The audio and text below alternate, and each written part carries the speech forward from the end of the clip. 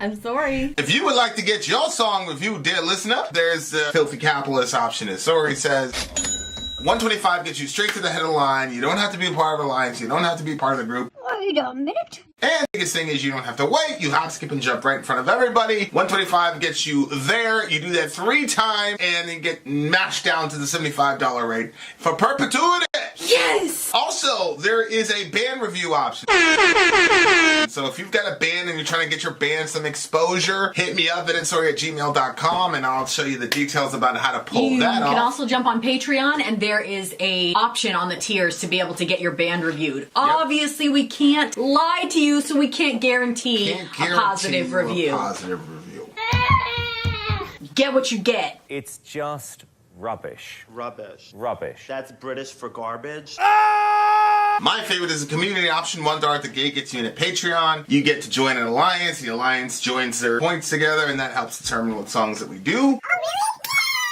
The alliances hang out on Discord. Message me on Patreon to get the link. And they do all kinds of other cool things. They do Minecraft, Dungeons and Dragons. Yeah. It's really a community within the community. Anybody can go in the village, facebook.com/VIN and SORI. There's 160,000+ people on the channel. What's cool about the Discord is that it offers a real opportunity for community connection, friendship, that type of thing. And it's on Discord, so if you're not a Facebook person, it's for you. You start off at $1. Right. Plus you get exclusives. Sori and I are working on a song. So the first 15 seconds of that was on Patreon. Also, at $15 tier and above, when we actually debut the video, they're going to be there live with us. There you are, dear listener. Buy our merch. Buy merch indeed. A child shall lead them. To buy our merch. Yes, dear listener. Yes, dear listener. Yes, dear listener. We are in the collaboration stream. I don't know why the collaboration stream. Is that what they told? That's how they We're told gonna me read to say the it? intro. Let's check out the intro and find out what's up.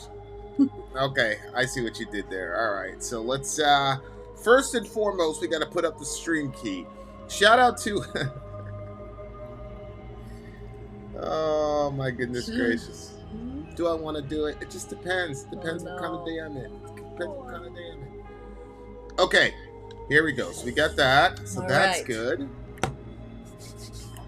Okay, so this is a collaboration stream between alliances. So, you know, we talked about the alliance. You show up for $1, all that type of goodness. So $1 gets you in, and then you got alliance leaders, and the alliance leaders a lot of times figure out how to get us to where we need to be.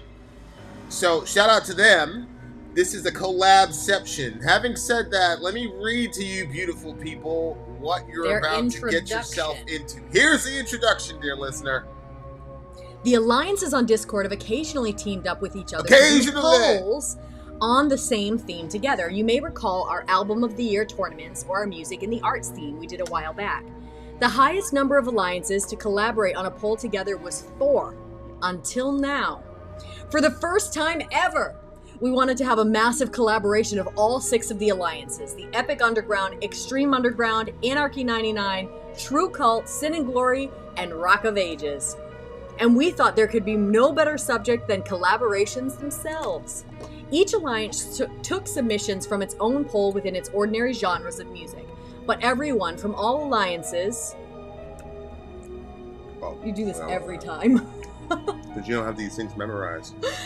Imagine that.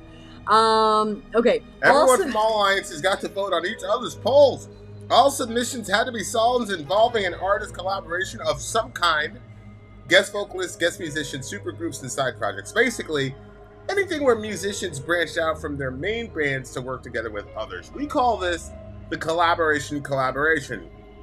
You will hear 4 of the winners tonight, and 2 more will be in tomorrow night's stream. All right, so up first. Oh, okay. So this is part 1. Yes, part 1. Okay. So get to read song 1. Get it back to that travel board. Song number 1. ROA Collaborations winner, Jesu Silver. Jesu is the name of the band. Silver is the name of the song. You gotta read that intro, babe. The winner of ROA's collaboration poll was Jesu Silver. Jesu is a shoegaze post-metal drone side project formed in 2003 of English Justin Broderick, who's better known for being the guitarist vocalist of one of the essential industrial metal bands, Godflesh. Oh. The song is from Silver EP released in 2006, in which Broderick collaborated with Diarmuid Dalton, the On bassist, bass. and Ted Parsons on drums. This was Neil's pick. All right, here we go. Alrighty. So now we've got you beautiful people sufficiently updated. Song number 1. All the songs are gone. See, like that folder doesn't have any of the songs on it. So we go into the downloads folder. Where are they? Where I'd go right. Talk to the people. Is right there. You guys, you see this? I was making tea, and I had the kettle going, and I reached over it stupidly and burned my arm. All right. She'll live. Jesus Silver, song number 1. Here we are. Let's do it.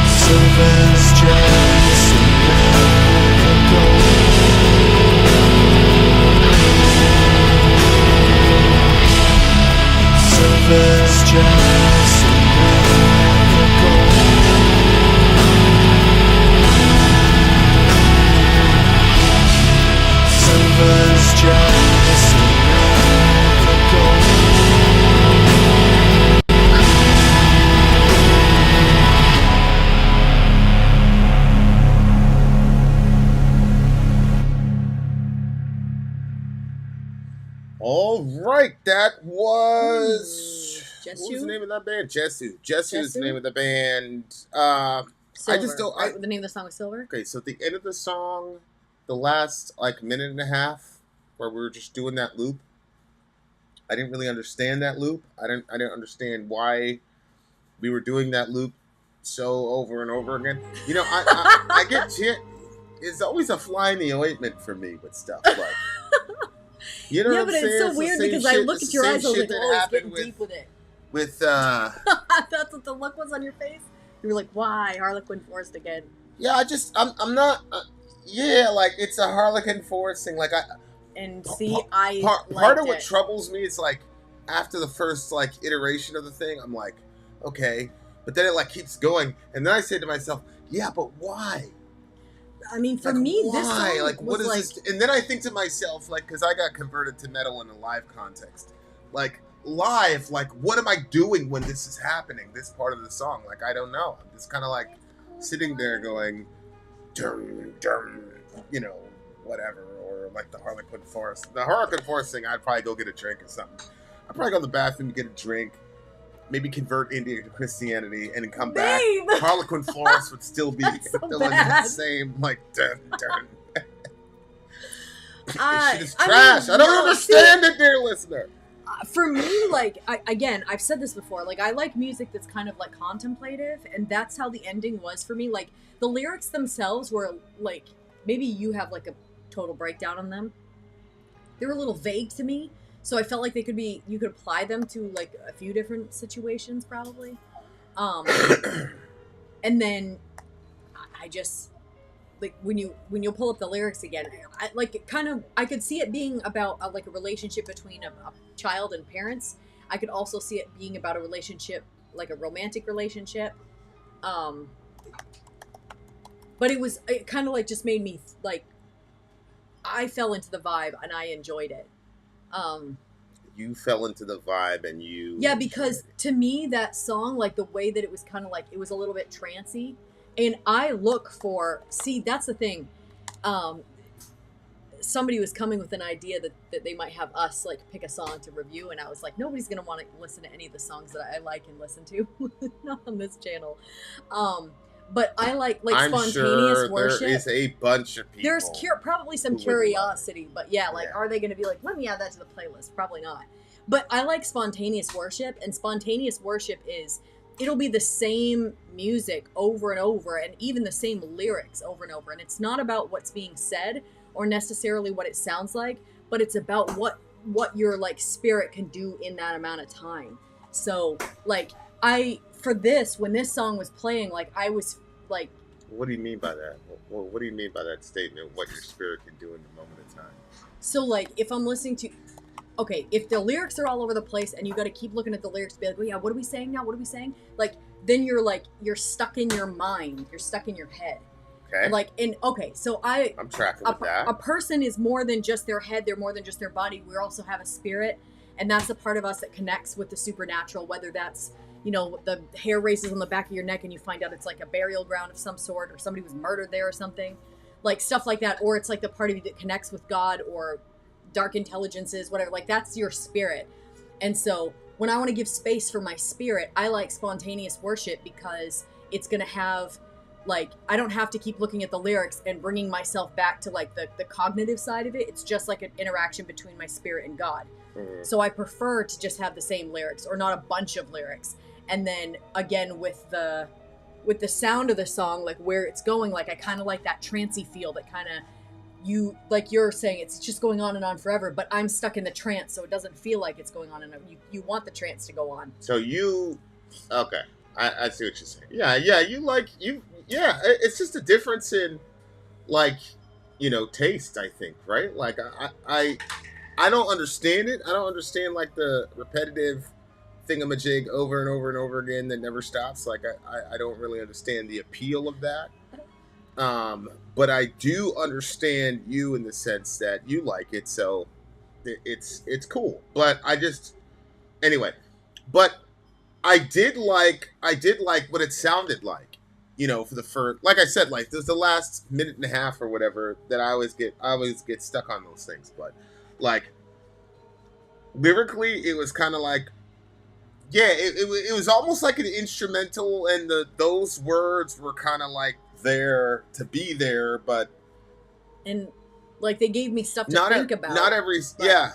What did you think it was about? I think it's about it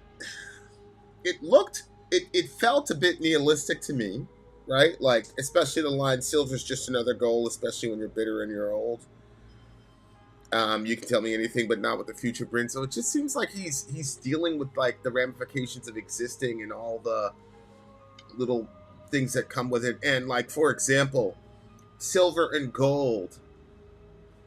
I remember being young, and you get these rocks, and then, you know, the shiny part in the rock, Mica, like the minerals, the mica and all this. Like, so I remember going to my mom, like, "Mom, we're rich." Blah, blah, blah. Yeah. She's like, "We're rich, what happened?"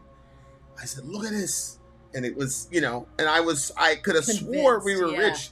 And then it was interesting because I wish I would have jumped on it, but I think it was Kellendross and Riv talking about how now we have the technology essentially to create diamonds that literally like a dime a dozen diamonds, but we're still paying all, you know, whatever. So it's like what makes something so valuable? Like, all of us had to kind of like come together and say, okay, this shiny object is really, really worth a lot of things, and then this shiny object that looks exactly like it is just a regular rock that you see on the street. Because to a kid, those differences really are not as stark. Right. You know what I'm saying? Oh yeah, I remember when I saw mica, and I was like looking at it, and you see it in the sun, and it's like shining. Mica, I don't know if everybody's familiar with what I'm talking about, and maybe I'm not even sure if that's the official name. It's basically like a rock that's like a ton of layers, like paper thin, even thinner than that maybe. And you can like peel them, and they're like, you can see right through them, but the way that the sun catches them, they're like shiny. And to a kid, it's like, oh my word, and you can peel the layers, and it's just a crazy little rock that you can find.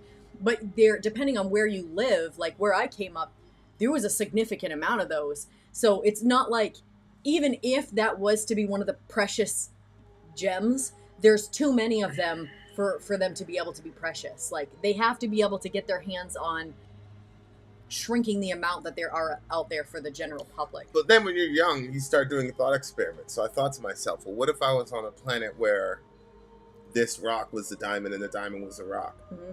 Yeah, and so and then I was like, this shit doesn't really mean anything. Like, I used to think, this is so cool, I'm never going to have to be like going along with what everybody else says, because I find the beauty in this mica. So all I need is a mica ring when I get married. Well, I wouldn't. I should have told you, babe. I wouldn't have had a problem with getting Shorty a mica ring when we got married like that. But it would have peeled off in layers. We could have probably built the businesses a little bit faster if I wasn't paying shit I was paying for this.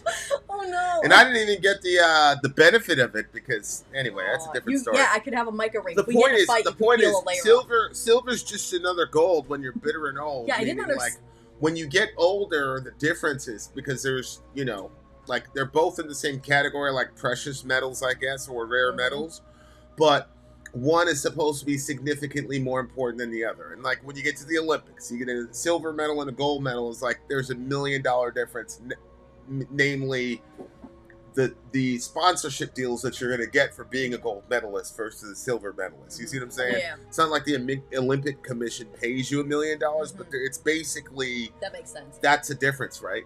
So when you look at it from that perspective, it's like the guy that's up there with the silver kind of feels like a loser. The guy with the gold is like on top of the world. But it's like you two are the gap between those two. Like, think about it. Like, Michael Phelps would have the gold medal, and then the other guy has the silver medal, and the gap could literally be half of a second of value between gold and silver. Oh wow! And so I think when you get old and bitter, even if you're the guy at the top of the world, you're the gold medal guy, it doesn't matter, because if you're not basing your life on something that's fundamental and more fundamental than precious metals. Which, I mean, if you really think about it, a lot of people have devoted their entire life to the generation and consumption of capital. And I understand, because, like, we're in a situation where I think to myself, shit, like, if we didn't have money, like, This would be bad. This would be bad. This would be bad. This would be bad. So, like, you know, I never want to like be, oh, you know, you never need money, blah, blah, blah. But like, the older you get, the value system, like the materialistic value system, loses all of its, especially when you're bitter and old, you know, because like everything that you did to be the gold medal guy and not the silver medal guy, you realize is just like, okay, so I'm not happy. I'm 72 years old. And the next phase of my life is going to be my death. You know, when you're young, you're always thinking about the next phase. Like, and, you know, we do it over and over because you see kids. It's like, oh, this guy's got 4 teeth. This guy's doing this. He's developing a broader vocabulary. Oh, my God, look, he's counting. You can say, bring 2 bottles, and he knows that to bring 2, which is an extremely complicated thing to figure out. And so it's like, I see this over and over again, just like the passage of life and things like that, and the stages of life. It's like, imagine being like investing your entire life in the generation of capital, and you get to 72, and again, you know the next stage of your life is that you're not here anymore, and all you have is gold. And so like you sold out a wife, kids, happiness, okay, that would be silver, so that you could get to, you know, wherever, and you're not happy. Then you look at the guy with the family and he's not happy. And so it's like, there's this giant mystery over this guy's life now, which is, why are we not happy? And what could we have done to be happy? And is happiness part of the meaning of life at all? That type of thing. It's I don't know. Lyrically, I thought it was very interesting. Sonically, I was like, nah. Can you put the lyrics back up? Yeah. Yeah, I just want to read this. There's a $1 trillion asteroid called 16 Psyche that could prove extraordinarily valuable one day. Valuable in what sense? Estimates in the trillion.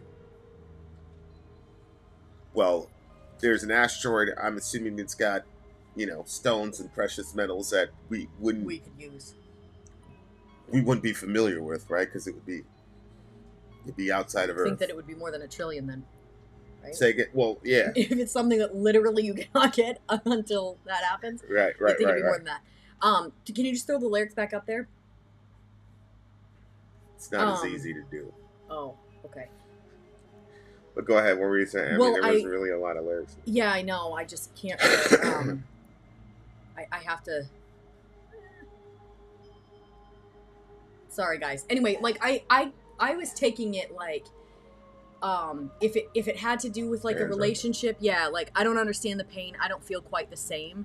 Like, whether you're here to walk away or you're here so you can stay, like that, you know, somebody comes into your life and relationships are painful because nobody's perfect. And so as you guys are living out life together, I guess I do think that pain is measured a lot by how we experience it, not necessarily how painful it actually is.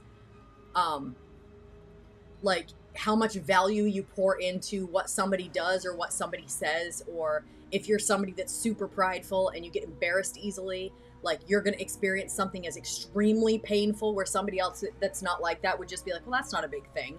But it doesn't really matter whether or not the thing is big or not. I do think that a lot of our happiness comes by how we experience it. So if we can, like you had this concept that I've actually been like swirling around and working around, where basically you take some time to, like, I guess you could say meditate or whatever, and you sit back and you think through, you go back to a really bad experience that you had in your life, and you just keep, you know, looking over that experience, and you try to find the lesson, the learning that there was, something from that experience that you can pull from it, so that way you can almost rewrite history in a sense. It doesn't mean that you tell yourself, oh, this event didn't happen. It did. But, you know, like, for instance, you know, I talk a lot, sometimes I talk about the school that I went to that was a cult. And I've spent a lot of time, like, complaining about that school. And it did have its negative points. It had its negative points. And some people experienced that place really, really badly. I don't think I experienced it quite as bad as everybody else because I grew up in such a controlling environment that their control didn't necessarily like traumatize me, but it just like dragged on the like frustration, and I think added to my need to control things. But anyway, because they would like make it like a godly thing to be so controlling. But anyway, now I look back because, you know, I've been through some things since then till now, and some of the dark times that I've experienced that have gotten like really bad, like where you can't see like a way out, like in your own mind you get, I guess in my own mind, like even being a bit nihilist, like, you know, like is just looking at everything and then pulling out of my own theology of my belief in God and saying, well, what if that's not true? What if that's, and then looking at the world from that place.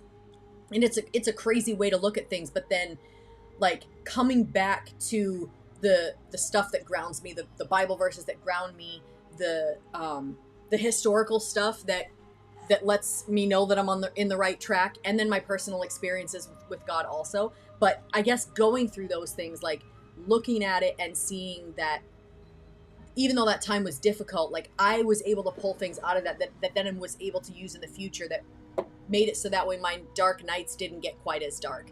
Yeah. So like I like the concept of kind of so when I was looking at that, like whether you're here to walk away or you're here so you can stay, like that not knowing what somebody's going to do, whether or not they're going to be with you, or you know, whether or not you're going to keep that job, the uncertainty of life, I guess you could say. I don't know if he was kind of like talking about that. Then he says, silver is just another gold when you're bitter and you're old. That part really confused me, which I was wanting to hear you go into that. But I didn't know if it was like,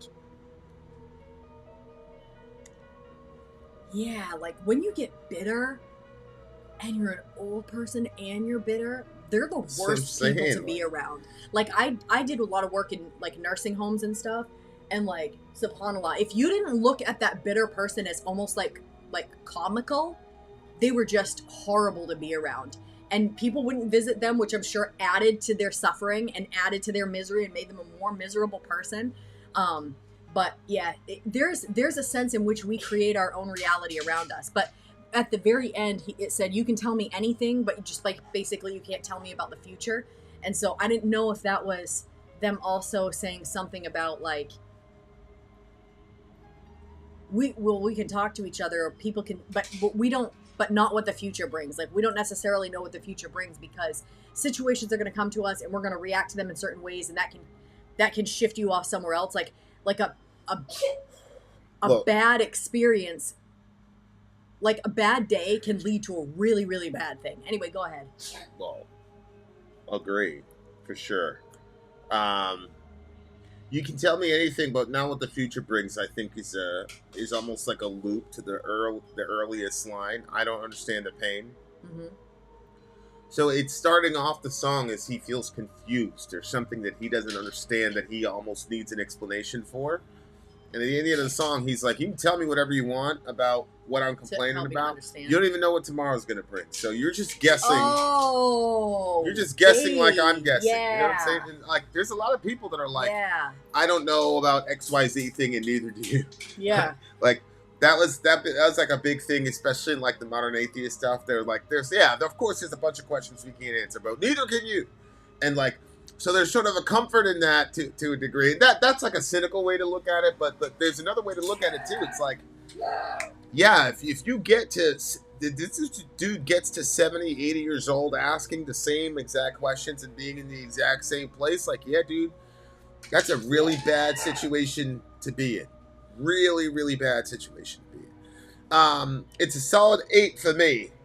It's a 9 for me. 9.1 for me, actually. I will say the production I thought really sucked. And I don't know if that was intentional, but I do not like that. I don't know if that's part of the genre. Like the volume. Yeah, it was just, the whole thing. Like it wasn't very clear, and I can't stand that, because I thought that the music was so beautiful, and then it just like, I had to turn it down quite a bit. So then like it wasn't so like, I don't know, the reverb in my ear or something. I'm not sure. I turned it down a lot, and then that was when I was really able to vibe with it a lot more. So 9.1 for me. Okay. Shout out to Neil. Shout out to Neil. We'll be right back. We shall return, dear listener. Return. I'm Vin. I'm sorry. If you would like to get your song reviewed, dear listener, there's the filthy capitalist option. As Sori says, 125 gets you straight to the head of the line. You don't have to be a part of the alliance. You don't have to be part of the group. Wait a minute. And the biggest thing is you don't have to wait. You hop, skip, and jump right in front of everybody. 125 gets you there. You do that 3 times, and then get mashed down to the $75 rate for perpetuity. Yes! Also, there is a band review option. So if you've got a band and you're trying to get your band some exposure, hit me up at insori@gmail.com, and I'll show you the details about how to pull that You off. can also jump on Patreon, and there is a option on the tiers to be able to get your band reviewed. Obviously, we can't lie to you, so we can't guarantee a positive review. Get what you get. It's just rubbish. Rubbish. Rubbish. That's British for garbage. My favorite is the community option. $1 at the gate gets you in at Patreon. You get to join an alliance. The alliance joins their points together, and that helps determine what songs that we do. The alliances hang out on Discord, Message me on Patreon to get the link. and they do all kinds of other cool things. They do Minecraft, Dungeons and Dragons. Yeah. It's really a community within the community. Anybody can go in the village, facebook.com/VIN and SORI. There's 160,000+ people on the channel. What's cool about the Discord is that it offers a real opportunity for community connection, friendship, that type of thing. And it's on Discord, so if you're not a Facebook person, it's for you. You start off at $1. Right. Plus you get exclusives. Sori and I are working on a song.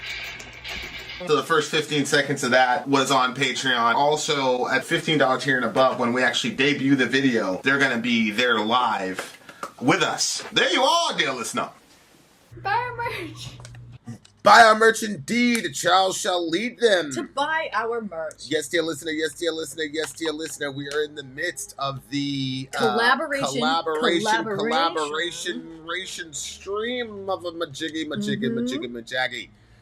Song number we 2. are at song number 2 with the Alliance collaborations. This is XU collab winner, Ghost Brigade minus side.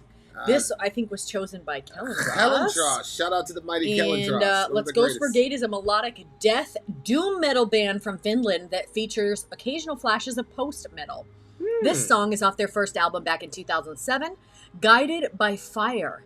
Relevant to the theme, this track features a guest performance by Swallow, the Sun keyboardist, Alexi Munter. Shout out to the mighty Kellendross. Made it just in time. Look at that. His timing is impeccable. He's like God, this guy. I was like, there is a God. When he showed up like that, I was thinking, yep, God's being good to you. You know, Kel used to be in the books, in the Bible boogies. Oh, yeah. I keep bringing that shit up now. I'll talk to you. I'll talk to you anyway. I might. We can talk soon. All right, guys. Here. Oh, Delaney in the house. What's good, Delaney? Congratulations. School has started again. I'm sure you're enjoying that. I'm sure all that summer vacation shit, the partying and the not was getting so and old. The lack of peer pressure, the lack of, things like that. Any and all forms of stress that come along with that. Good to see you. All right, here we go. We got Kel in the house. We got Delaney. That's it. We can die happy, men and women. Now, song number 2, Ghost Brigade. Let's do it.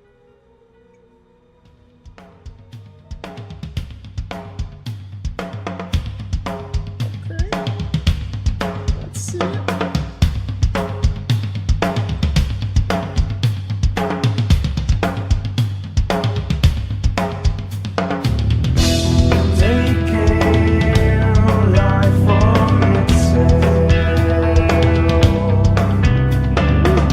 You call your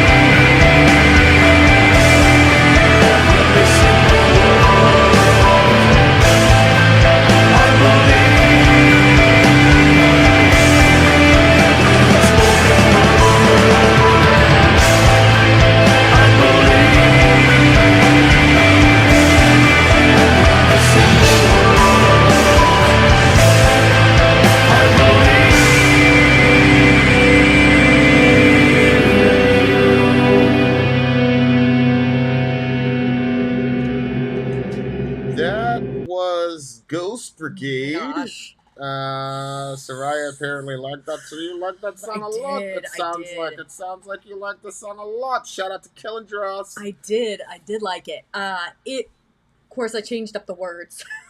Oh, you did. You used the Vincente method. Well, I've always done that, babe. Yeah, I liked this one. Okay. Minus side. I'm gonna say what I did with the song. He was talking about like people stopping so close, and wait a minute, where's it?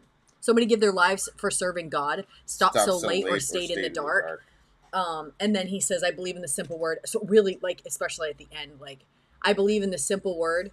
Well, that's what I changed it. No, that's what I changed it to be.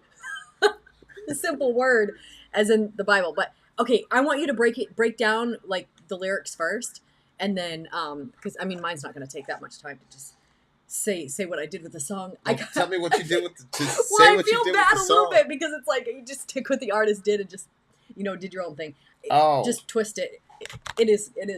It's clean. It's just got a little on the top there. Yeah, I was surprised. I was like, I can't believe Sarai's doing this. Go ahead.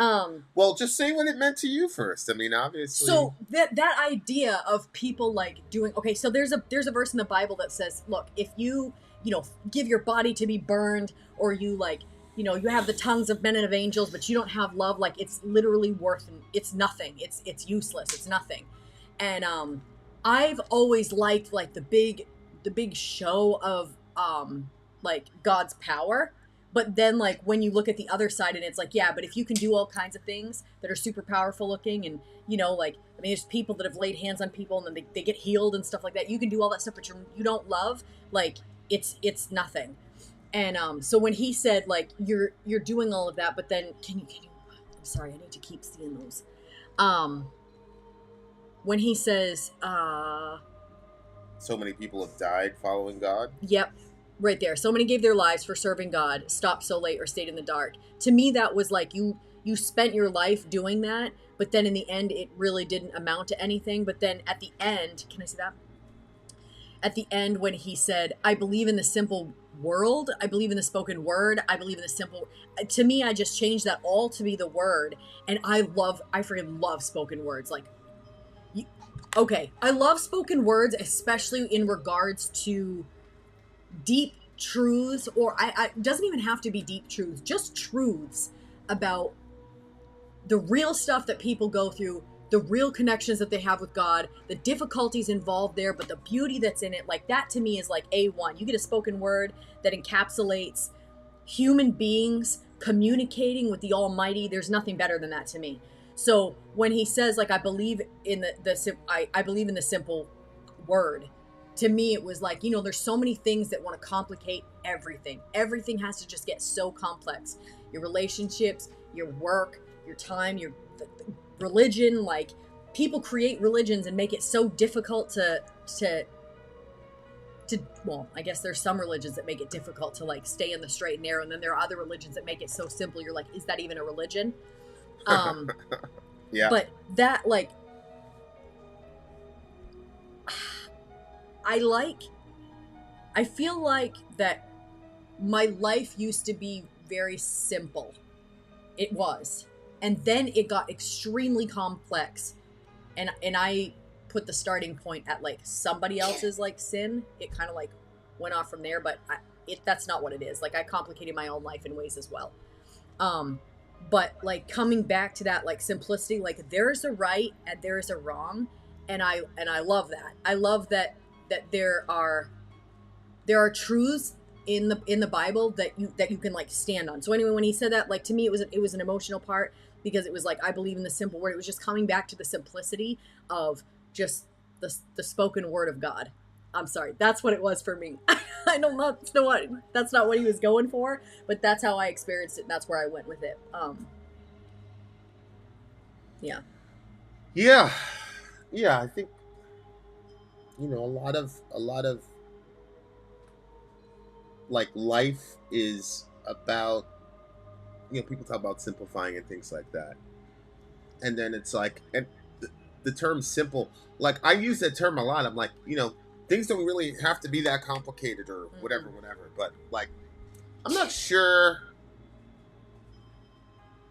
of the actual truth value in the concept of simplicity. I'm not exactly sure that simplicity actually exists. So, for example, when you say something like a simple organism, right? That's a scientific term, like a simple organism. It's like, oh, back in the day prior to us having microscopes and shit like that, it's like, oh, this thing, it's got about 2 or 3 constituent parts, and then, but then you look at it at the quantum level, it's like there's a whole universe happening in that freaking microscopic thing. So the thing that you thought was simple is not as simple as you think it is. And like, even things like, come on, man, like all you got to do is just love each other. It'll be that simple, which I think was the point of the song, which is him saying, look, I believe in a simple word. I believe in the spoken word. I believe in you. I don't believe in the religion and all this other stuff, but I don't need to believe in religion to have a hopeful or positive worldview or whatever, I think was the point of the song. That's why dude ends a song by saying, I believe in the simple world. I believe in the spoken word. I believe in this simple world. I believe in you. But I'm not sure that there was ever a time when the world was simple, or that us all just getting along is actually a lot more simple than we're making it. There's a lot of, like, for example, I was thinking very deeply about this. The concept of a civilian. So I'm going to go, and we're going to go into a fight. We're going to be in a firefight, okay? And if you want to kill me, I can kill you. But if you are in the car and you're just going to go to the local market because that's how you make money, I can't kill you, even though you look exactly like the person that wants to kill me. That's an extremely complex idea. Okay, but on the one hand, when you're away from that theater, you say, well, of course, the guy's not fighting, don't kill him. But like when you're there, it's not that simple, because you just called up your best friend's girlfriend and told him he's never coming home because somebody that looked like the dude that you're supposed to just not do anything to blew up your friend yesterday. So it's not simple. You know what I'm saying? To people who are not in the conflict, they're going to say, well, of course, like, I mean, it's like there was a situation that happened a couple days ago. Like, I'm sure people would have been like, yo, what are you doing? But like, it wasn't that simple. So like, I get it and I resonate with it. And I think at some level, simplicity doesn't necessarily mean, but it's one of the things that gets me in trouble is my mind, is because I don't think anything is simple, man. I think especially the things that screw, like, for example, religion, right? He says, who are you to judge? So something, you call yourself a man, you're probably some gay shit, like saying some crazy shit about LGBT people probably. And the guy that in the band is like, man, screw these people. But look what it says. Declare it as a sin. Who are you to judge? Can't stand alone behind your own words. And then the next thing he says is, you're a coward, you're a loser, you're a coward, go fly away. So it's like, so you just went to judging. You just judged this guy, and not only did you judge him, now you're also presenting a sentence to the guy, which is, we're gonna, Yeah, and you're giving us the song so we could judge him too. But like, a lot of the time, shout out to the left wing, but a lot of times my left wing friends, they're like this. They're massively judgmental, but they don't understand it. Because their understanding of judgmentalism is coming from the way the conservatives made them feel all their life. Yep. And so their judgment is coming as a reaction to that judgment, but it doesn't matter why, you're still judging the person. So as I'm saying, it's not that simple. But here's the thing. If I'm in a situation and there is a guy, especially a guy, I'll say, especially if the guy's on my team, and he's being abusive to an LGBT person, like, we're gonna go intervene in that situation. Yeah. Like, we've seen it. Yeah. So it's like, these things are not simple, because on the one hand, it's like, does the judgmental guy have a biblical case? Obviously. But another point is, yeah, but you have to keep these concepts of saying the truth in tension with saying the truth in love. And then and this is kind of where I run into an issue, like mostly with my oldest. So my oldest is like, well, okay, what's the most loving way to say X, Y, and Z, right? Instead of asking the first question, which is, how do I love the person in front of me? There's a big difference between saying, how do I communicate in such a way as to people would interpret me as loving this person, versus saying, how do I get to the point where I genuinely love the person, and how do I know? Because, like, for example, there's a certain group of people, especially in Middle America right now, that are just young, inexperienced, and do not know how the world works. Mm-hmm. And so a lot of times when I say, hey, this and this and this and this is going to screw you up, it's because I know, because I'm part of the demographic that are making these decisions. Mm-hmm. So I know how people who have children are going to perceive X and Y situation. They don't have any children, so they don't get it. They're stuck in their little world, and they cannot, just like backwoods right-wing people cannot view the world outside of their leftist, or unfortunately the same way a lot of the times. And so, like, I'm communicating this thing because I have a genuine concern, like, holy shit, if you continue down this track, the response is going to go overboard. Which for this group of people, in my view, that's exactly what's happening. Mm-hmm. So, like, but they're not interpreting me saying, hey, XYZ thing is gonna screw you guys. They're not interpreting that as loving them. They're not interpreting it as me loving them. They're interpreting it as me being judgmental and blah, blah, blah, blah, blah. And I can tell you before God, as much as a person knows himself on that particular issue, that's not what's happening. It's concern. I've been a minority in America. Yeah. I know how to function as a minority in America. And I know what's going to fuck you up as a minority in America. And these folks don't understand that. Mm-hmm. So that's what I'm saying. None of this shit is easy, man. None of this shit is simple. And there's almost no political issue where, you know, this is a reason why, like, I get people all the time on the Middle America side. They're like, look, man, you changed my mind on abortion. Like, I'm not as crazy as you with it. Like, I wouldn't, like, do a national ban, but definitely, dude, like, we got some serious... And again, like, but the way that topic is presented, it's like, oh, this is just, look. So it's like,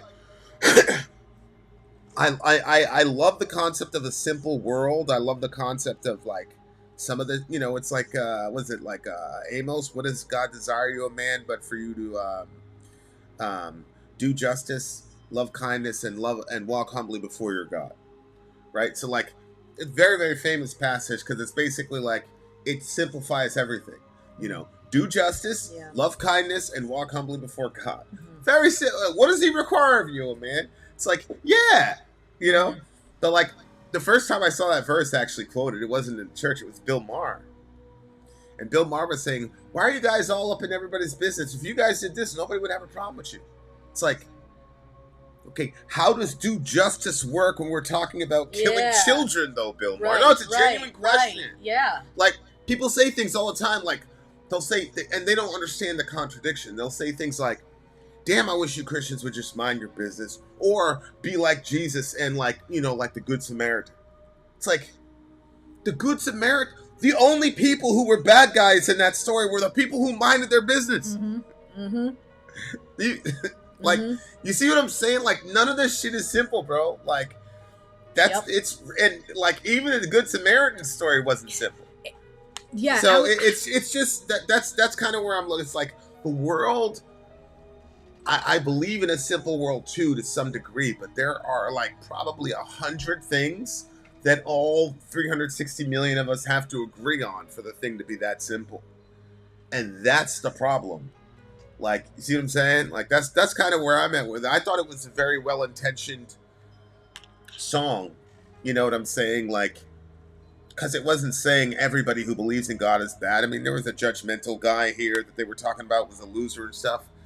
But it appears that guy was harming the people around. And so they were saying that in defense of, you know, themselves and probably other people. But it's extremely, extremely difficult thing to balance out.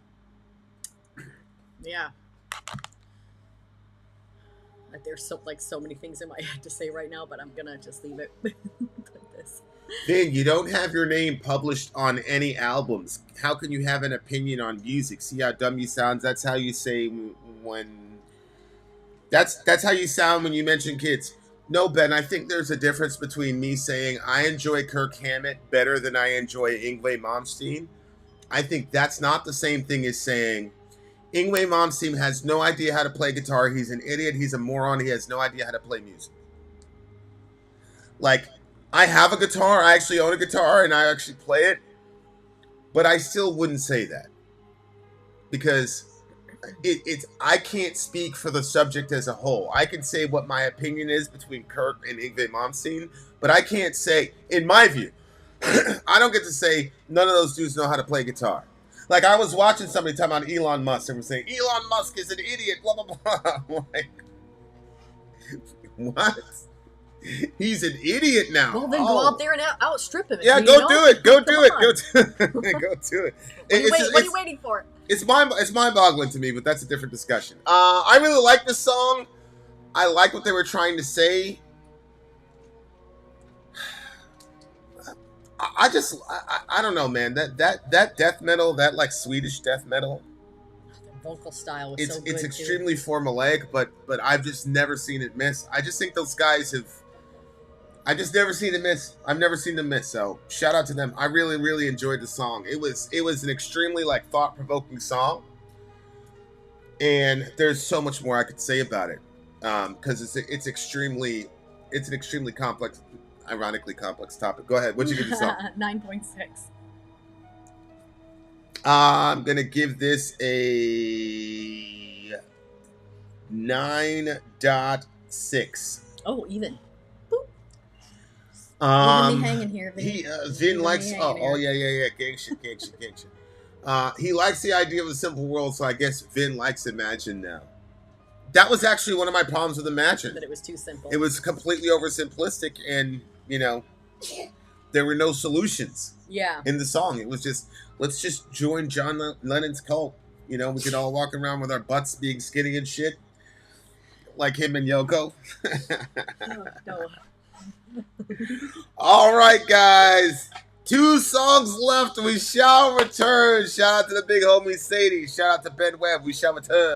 I'm Ben. I'm sorry. If you would like to get your song reviewed, dear listener, there's the Filthy Capitalist option. As Sori says, 125 gets you straight to the head of the line. You don't have to be a part of the alliance. You don't have to be part of the group. Wait a minute. And the biggest thing is you don't have to wait. You hop, skip, and jump right in front of everybody. 125 gets you there. You do that 3 times, and then get mashed down to the $75 rate for perpetuity. Yes! Also, there is a band review option. So if you've got a band and you're trying to get your band some exposure, hit me up at insori@gmail.com, and I'll show you the details about how to pull that off. You can also jump on Patreon, and there is a option on the tiers to be able to get your band reviewed. Yep. Obviously, we can't lie to you, so we can't guarantee a positive review.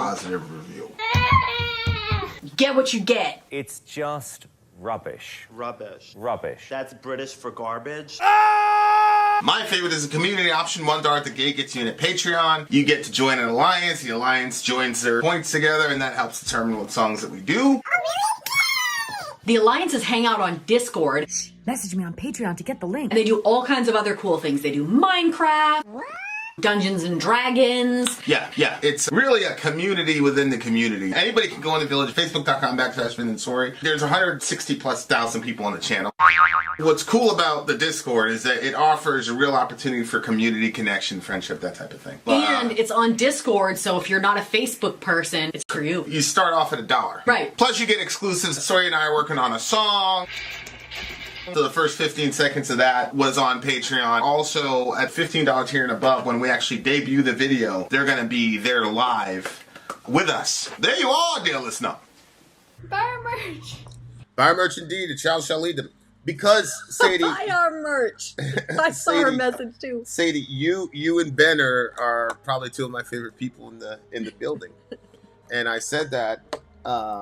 and then 2 seconds later, Middle Earth showed up. And if Middle Earth would have showed up, I'd have put all 3 of you both three of you. I'd have put all three of you in the thing. That's why he got lumped in with Ben Webb. I love Ben Webb genuinely. He does. I genuinely, he's genuinely one of my favorite people on the planet, and I'm somehow going to find a way to live around Ben Webb. Holy shit.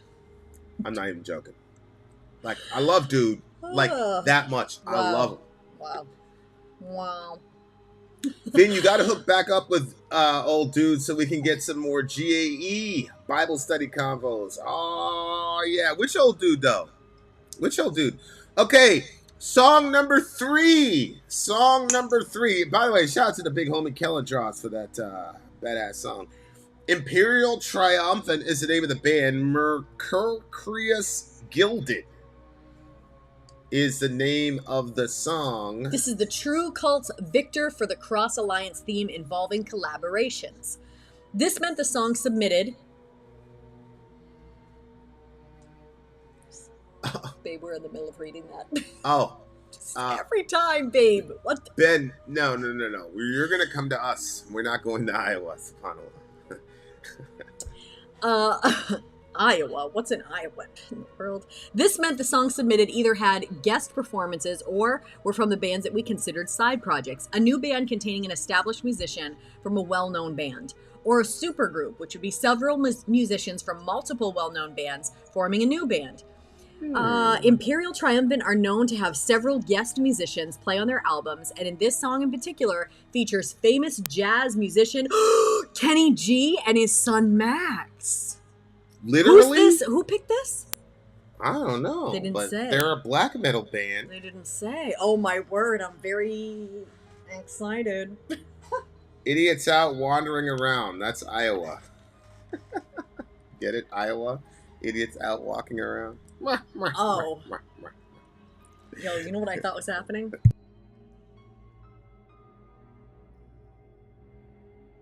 That's literally what I thought was happening. I was like, oh no, it's not going well. There's trouble in hell. Yeah.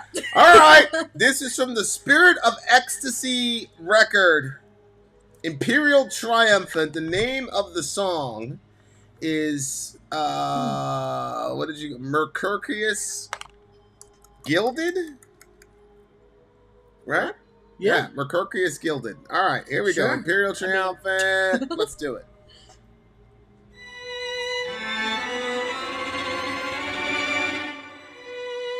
That's crazy. Look at that's the album design. Yeah, but it's even bigger than that. It's You're a only hip hop seeing guy. part of it. Is it like a hip hop guy? Oh no, that looks like a woman with pearls. It's right there. Can't see the whole thing.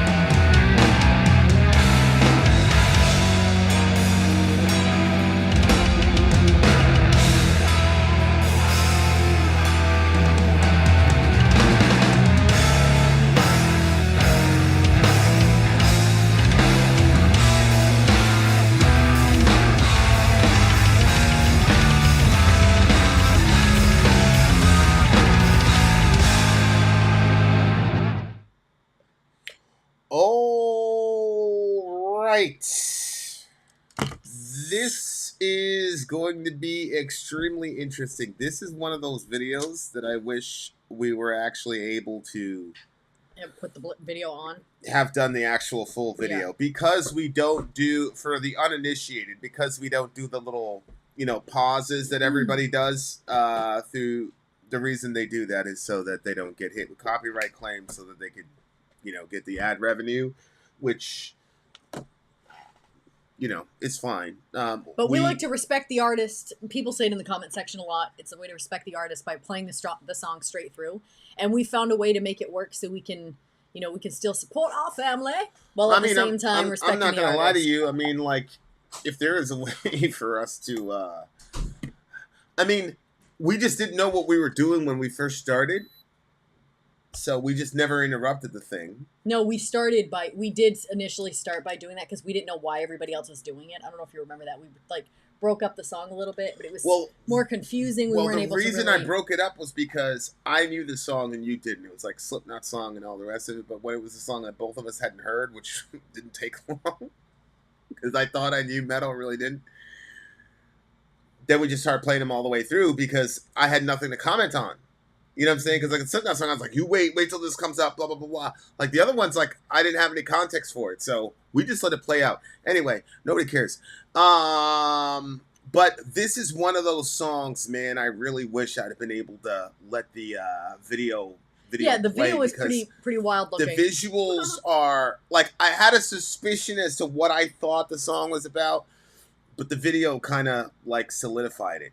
I will say, right out the gate, I feel like Kenny G and his son Max were not, I'll say, exploited to the degree that I would have liked to have seen. I'm sorry, guys. Yes, I agree. I agree, Ben. I agree, Ben, with that for sure. I did not like this song at all. Oh my gosh. This was like, I think that Beatles song was better. Even the the Goo Goo Bajoop one? I don't know. I really didn't. Are you being serious right now? You disrespecting? You can't. Yeah, I don't think you can really compare the two. But I didn't. This is not my what? Okay. Okay. Soraya's gonna go talk to Orion for a little bit. Yeah, like it was definitely okay. So there's this band Decibel Omega, and they're extremely discordant. Like the beats are off. It's almost like avant-garde. Like they are avant-garde. I don't know if this band is avant-garde, but it was definitely dissonance. Like they were using, the pattern. You know what I'm saying? It was like nothing. The percussive. It was like percussive dissonance was doing a really, really good job. I was not a fan of this. I wanted to escape this song pretty much the second it started. I think honestly, if I don't know what would have happened if Kenny G wasn't mentioned, because I'm, such a fan. We actually heard, remember there was that song where they mixed metal with Kenny G? Yeah. It was like, what was, you don't remember, huh? That was the breakup of, it was a mashup of Kill Switch Engage and Kenny G. It was wicked good. Yeah, that's what it was. Yeah. And it was Arms of Sorrow or something. Yeah, that was so good. So I think I was kind of expecting something like that. This style of music, there was nothing about it that I was that I was really into. I did not. Shout out to BC. I mean, okay, I don't know why, because usually when those songs that push me down the conveyor belt songs that make me feel like I'm being rushed, that I really don't like. That level of I don't know why they make me kind of a little borderline angry feeling. This song did the same thing. I was like, this song annoyed me. I just wanted to get out of it. Really? Yeah. But I was wondering, okay, I'm very curious to get your take on it, because there are times where when I really hate a song that you end up, well, tell me what your take is. Well, I don't think my exegesis of the lyrics is going to change. I didn't even read any of the lyrics either. This music is a total mashup of poo-poo. Yeah, who said that? Dwayne, who else? Dwayne! Perk in the house. Oh, yes. The other person that I'm going to force to move next to me before this is all over. I'm serious. I've got a job for you, Perkinos, as our resident priest. So we're going to have a compound We're gonna have Ben Webb. We're gonna have Sadie. We're gonna have Amy. We're gonna have, we're gonna need somebody that keeps everybody alive. And Perkinos is that Perk's man. the guy. Perkinos is that man. Because I could see Ben saying something ridiculous and like me going for his throat. And then Perkinos saying, "No, the power of Christ compels you." You can't fuck him up. Because I'll tell you what, there was hold on, Ben. What's your favorite part of when I was in that car a couple nights ago, I thought to myself, thank God Perkinos isn't here, because he's the only human being. He's the only human being that could stop me right now. What I'm about to do. I could have helped. I could have thrown you off the trail. Nah, you wouldn't have been able to stop me at all. You would have been able to access it without my information. You'd have figured it out. Come on. Shout out to Perkinos. We have XBM. Well, and I can feel less guilty. XBM is here so that when I put on my stuff from the Bronx and shit in Valentine Avenue, I could have somebody like, see, there it goes.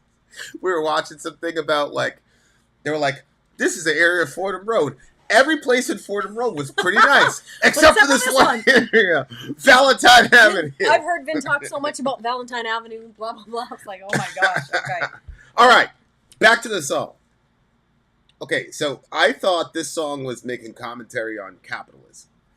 Part of the reason for that is the opening lines. My least favorite topic too in songs. Unbelievable. The opening lines and the fact that Ben loved it so much. Greetings from Germany. What's up, horror freak? Long live Deutschland. Long live Deutschland for sure. Okay.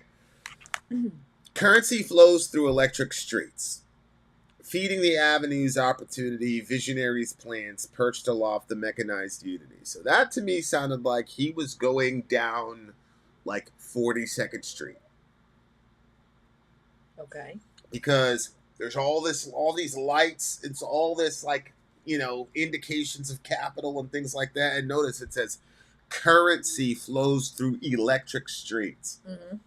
So, the lights, the electricity, and currency. And then if you look, he says it explicit here. Bury the free minds with light, 42nd Street, whore of gains, which is you get off at 42nd Street, right?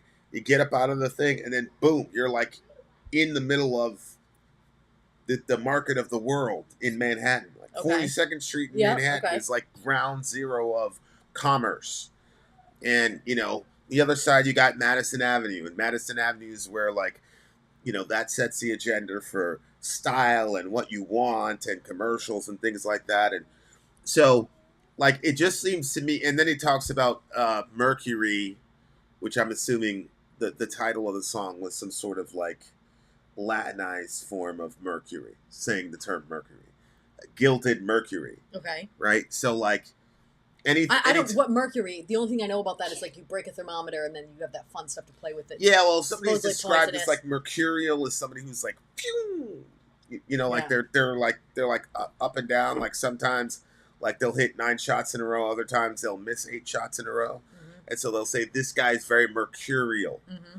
So it looks to me that it's talking about the capitalist economic system as sort of a gilded Mercury type thing where it works really well for some group of people and then doesn't work really well for other groups of people. And so if you look at the song and the video, you see the musicians playing, but they have no identity. They're all in masks. But then you see them they're entertaining the rich class, who's the elites, and they're eating and they're powdered and they've got the wigs and things like that. And one of them is like puppeteering one of the violinists, because that shows that even though we're doing this, capital still has its ugly hands on the art. So they're saying consciously they understand that they're part of that too. Mm-hmm. It's brilliant. It's really, really brilliant. Times change, agenda remains, shaping the river's future by night. Yeah, we were talking about the river. What did you get out of that? The river of souls? It explicitly says here, blue knights on pale horses, directing the river of souls. Mm-hmm. That looks to me like it's talking about the police force. Because the police force is not there to serve it, especially from a Marxist understanding. Hey, what's up, Jay? Jay, hit me on the cell. Hit me on the cell. Because now still one of my favorite shirts. Now Jay. that we've got X and Y out of the way, it's time for other things. But anyway, hit the cell. But like, I from a Marxist understanding, the police. I'm at the very, very, very bottom of the foothills of the Marxist discussion. Ben Webb knows. Email him if you want like further. But anyway, it seems to me the current understanding, like a modern Marxist would say, that the police force is there specifically as the enforcement arm of the 1%. Right? They're not there to serve and protect. They're not there for justice, obviously, because justice is not, they're there to make sure that the workers stay in line and don't do anything crazy.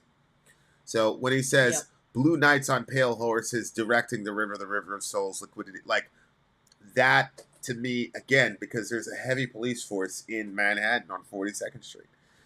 And it's very interesting because like when you're in the hood, especially on a train, there's a lot of DTs, under like plainclothes detectives, the guys that doing the, whatever. But like the lower and lower you get, because the high streets are like where the inner city, the lower and lower you get is where you're getting Manhattan's 42nd Street, right? So you go to 155th or 170th where I was, like, so the that's high numbers bad. are bad. That's really, you're in the Bronx. Get down to 42nd Street, you're like at the pinnacle, and like it's a completely different world in a 20-minute train ride. It's a very strange kind of thing. But then what was interesting, you see so many police on 42nd Street.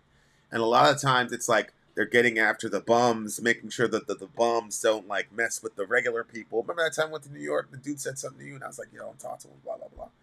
Remember that whole situation? Yeah, that's right. I forgot about that. Well, we were not on 42nd Street. We were on the way to the embassy, which was like adjacent, like 15 blocks adjacent to that. But if we would have like landed in 40, we were there. Like, remember you and you saw the cops there and all that shit? Yeah. Yeah. My point is, like, on the lower side streets, you generally don't see that. Like, you go down to 14th Street, the Village, you didn't see the police. Although what was fascinating was the Village, 14th Street, Greenwich Village, that's where Stonewall happened, where the LGBT community finally, they upped it on the cops, basically. And that's kind of what launched the modern movement. So the point is, that's another example where you have this marginalized community of people that the capitalist class could not find any way to make any money off of. So it was just like, do whatever you want with them because we can't make any money off them. Of course, now, LGBT people, you can make money off LGBT people. So the capitalist class, they love them now. But if they couldn't make money off them, they would. But anyway, that's what it looked like to me. Like, the Blue Knights are there to kind of shepherd everybody in the right direction. The 1% wants everybody to be. Liquidity is the aim. Liquidity, I think, is probably a double entendre there because, unfortunately, that was some of the language that was used in Germany where you're talking about the Jewish question. You liquidate these Jews or whatever, which at some level is quite literal. But then there's also liquid assets. Like, what can you, if you're in a situation, how much cash on hand can you produce right now in the next 4 seconds, right? So when it says liquidity is the aim and he connects it to the police force, I think both of those are the point. Equity of flesh reserves, heads down, march to the underworld. That would be the working class, right? They're the reserves. Okay. Heads down, march to the underworld. And they're marching to the underworld. Yeah. And then there you go. Times change, agenda remains the same, etc. So I interpreted it as that's what was going on. And so the video, I think, would have added a lot of really deep context to that. I agree. So go ahead. Yeah, I already gave my take. I would actually listen to the song again because I don't understand what I didn't like. I had a real strong aversion to this song and I do not know why. So I can't even tell you what it was I didn't like about it. I don't know. I did not like it. It wasn't a positive song by any stretch of but I wasn't watching the lyrics. Right.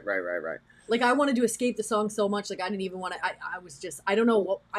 There was something. I think that the only dude thing would that I can probably compare say it to. that's the point of the song. The only thing that I can compare it to, it's the same feeling almost that I get when I hear Bach. So I don't know. There's got to be some connection between the two of those that I'm too early in my journey with that to know what's going on with that. So yeah, I didn't like the song at all. I That don't know is why. really interesting. I thought it was a lyrically brilliant way of talking about it. I wish you guys could have seen the video because the video is just beautiful. Mm-hmm. It's really, really beautiful. But see, like, that would be one of those things, like, in a parallel universe, like, I would react.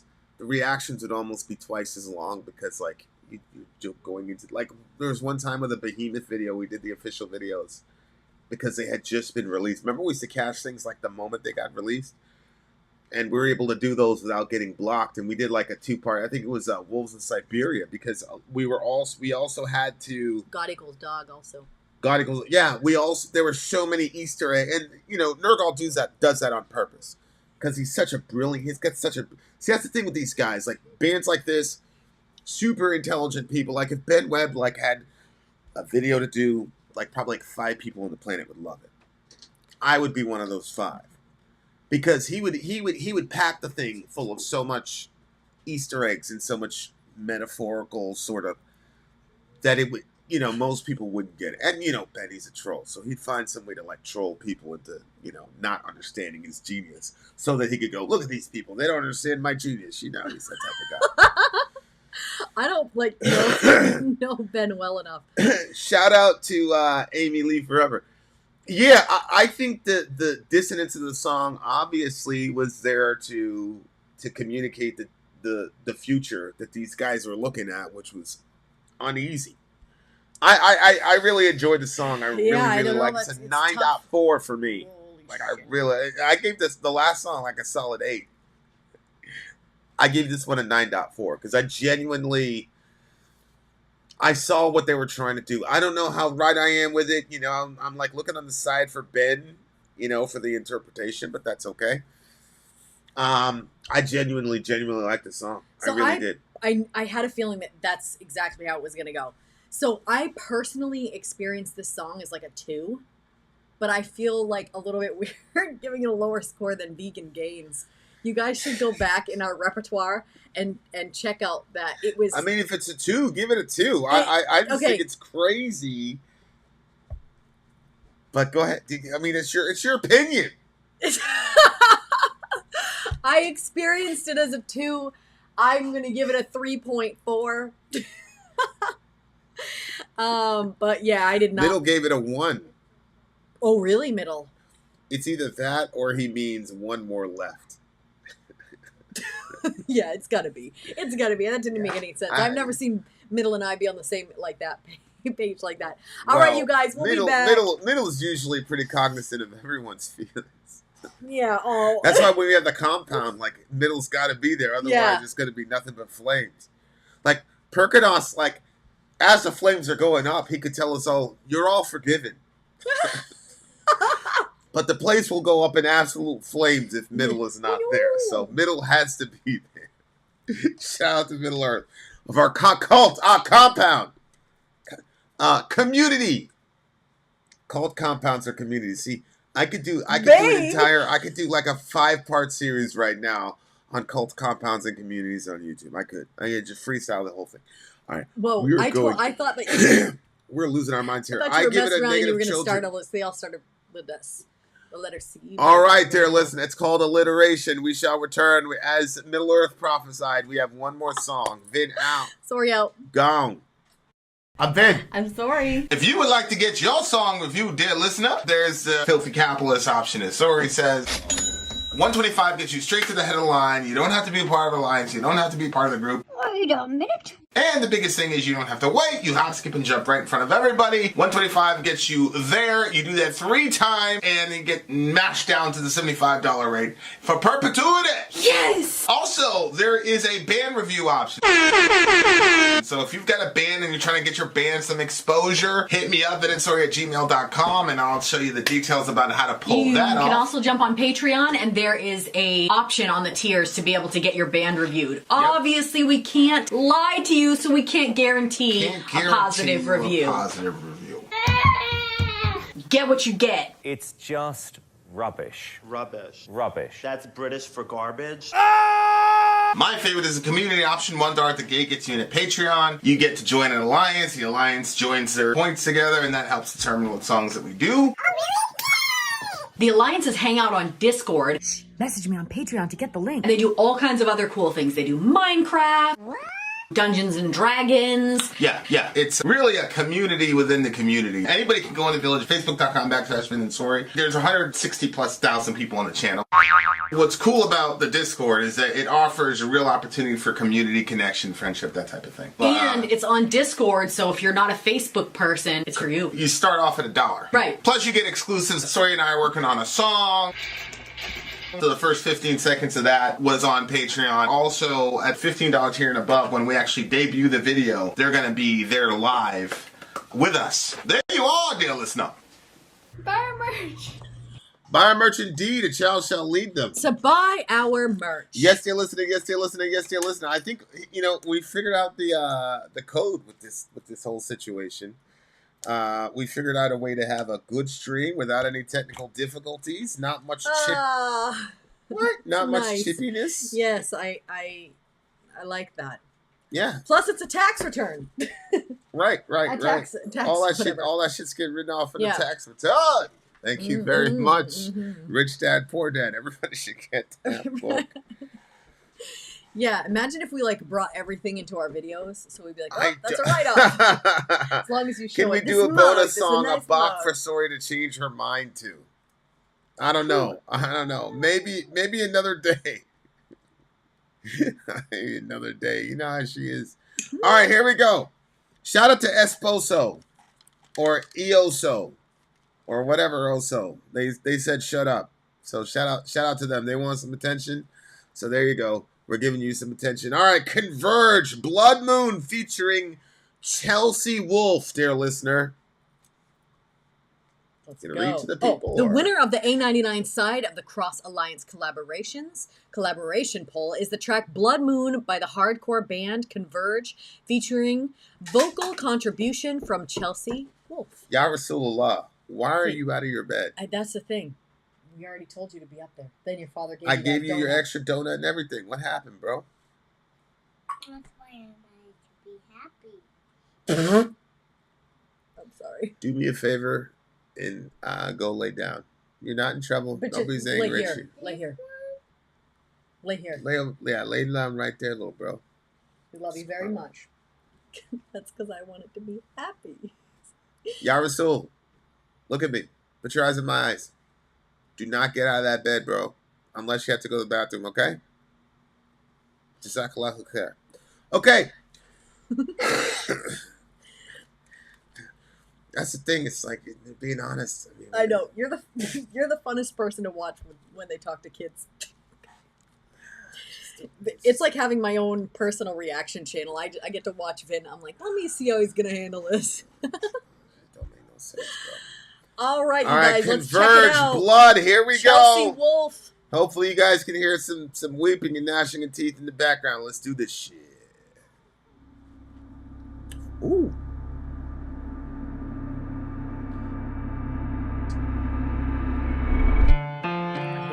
Blood moon ascends at night, last the cosmic eye, free of the chains that define our lives. It cuts through flesh and bone, into the glow of souls, gazing far and wide, devoid of hope. You cut me open, but all that you find is under the surface, entombed in my mind.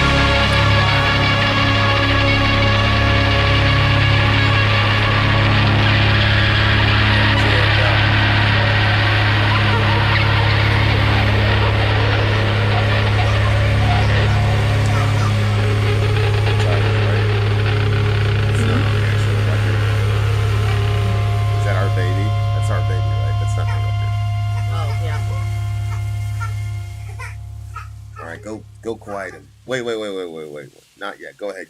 Are you gonna try first? Mm-hmm. Okay.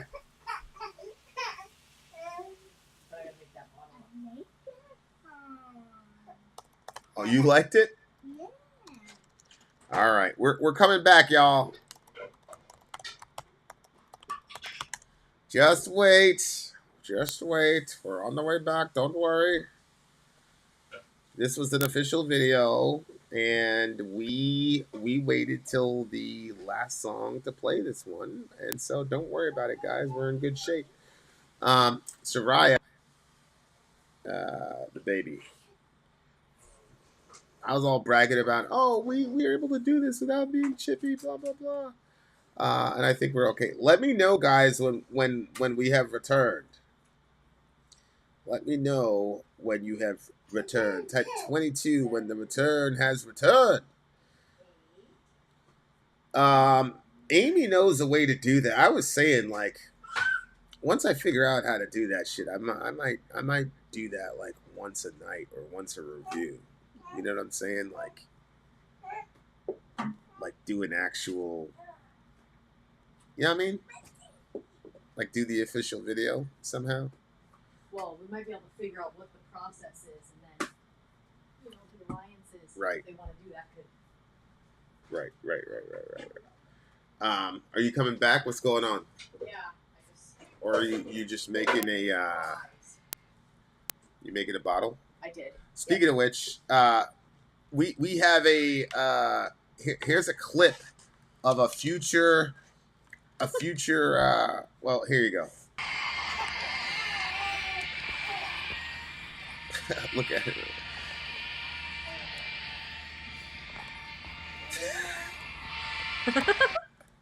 He was rocking. He's like, I like that song.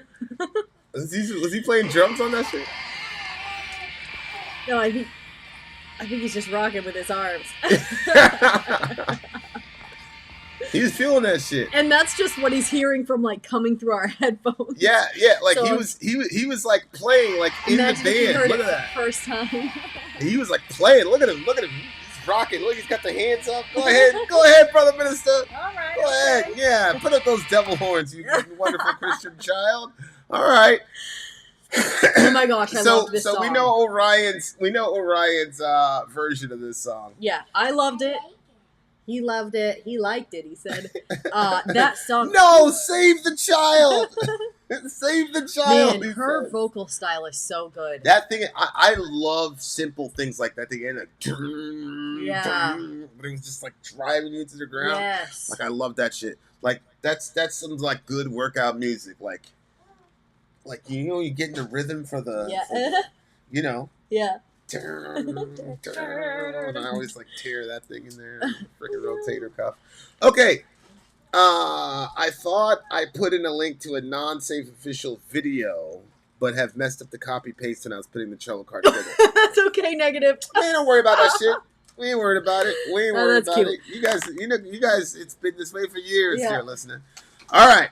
Shout out to Negative. Shout out to Negative Vibes. Done so much work as an alliance leader. Man, don't worry about none of that shit, bro. Yeah, Dwayne, I don't know what the fuck he's talking about, to be honest with you. I mean, you love simple songs.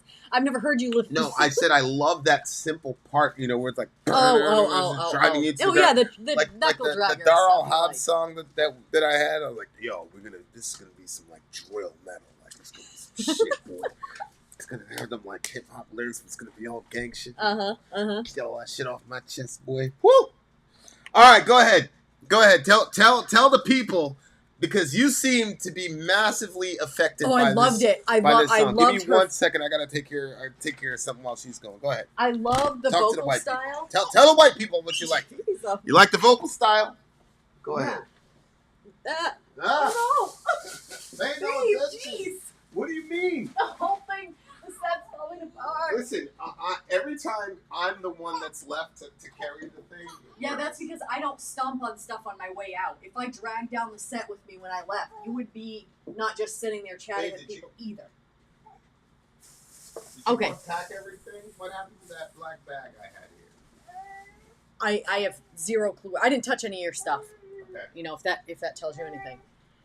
Maybe it's got moved over here. Who knows? You're good. Anyway, okay, I loved Her vocal style was so beautiful, and it wasn't like overly complex, but it just fit so well. Like, just she carried her voice very well. Like, she had very good control of it.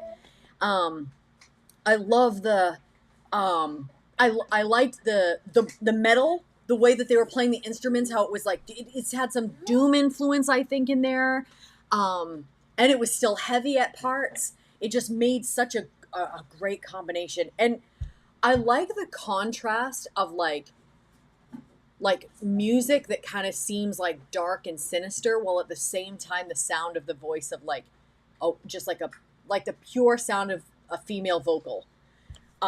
So just, yeah, Archero, Chelsea has a haunting style of voice. I agree. And it just really just mixed right in there really well. The visuals in their thing, honey, you're going to get a chance to say hi after, okay? The visuals in their video, they were weird. There was like some creepy looking stuff in there, some stuff that I was like, I don't even know what that's supposed to be. And then like when they did the different clips with the snake like coming across the piano, and then the different lighting would change, like there was like the glow of the fire. Ya Rasul, if I have to speak to you again, you will not get a chance to say hi to them. So yeah, that was great. I'm actually gonna pull up the lyrics. I got it. I've returned, dear listener.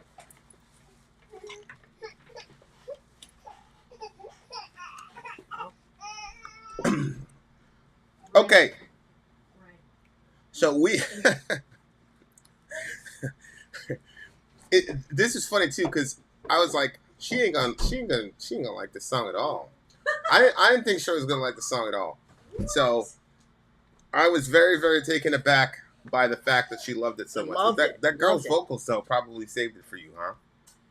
Well, okay, I don't know if there is something with this, but the song, like, you know how I say like the desperate vocals, or like, I like it when something is just a little bit off. I don't want it to be too perfect. Too perfect bugs me, maybe. I don't know.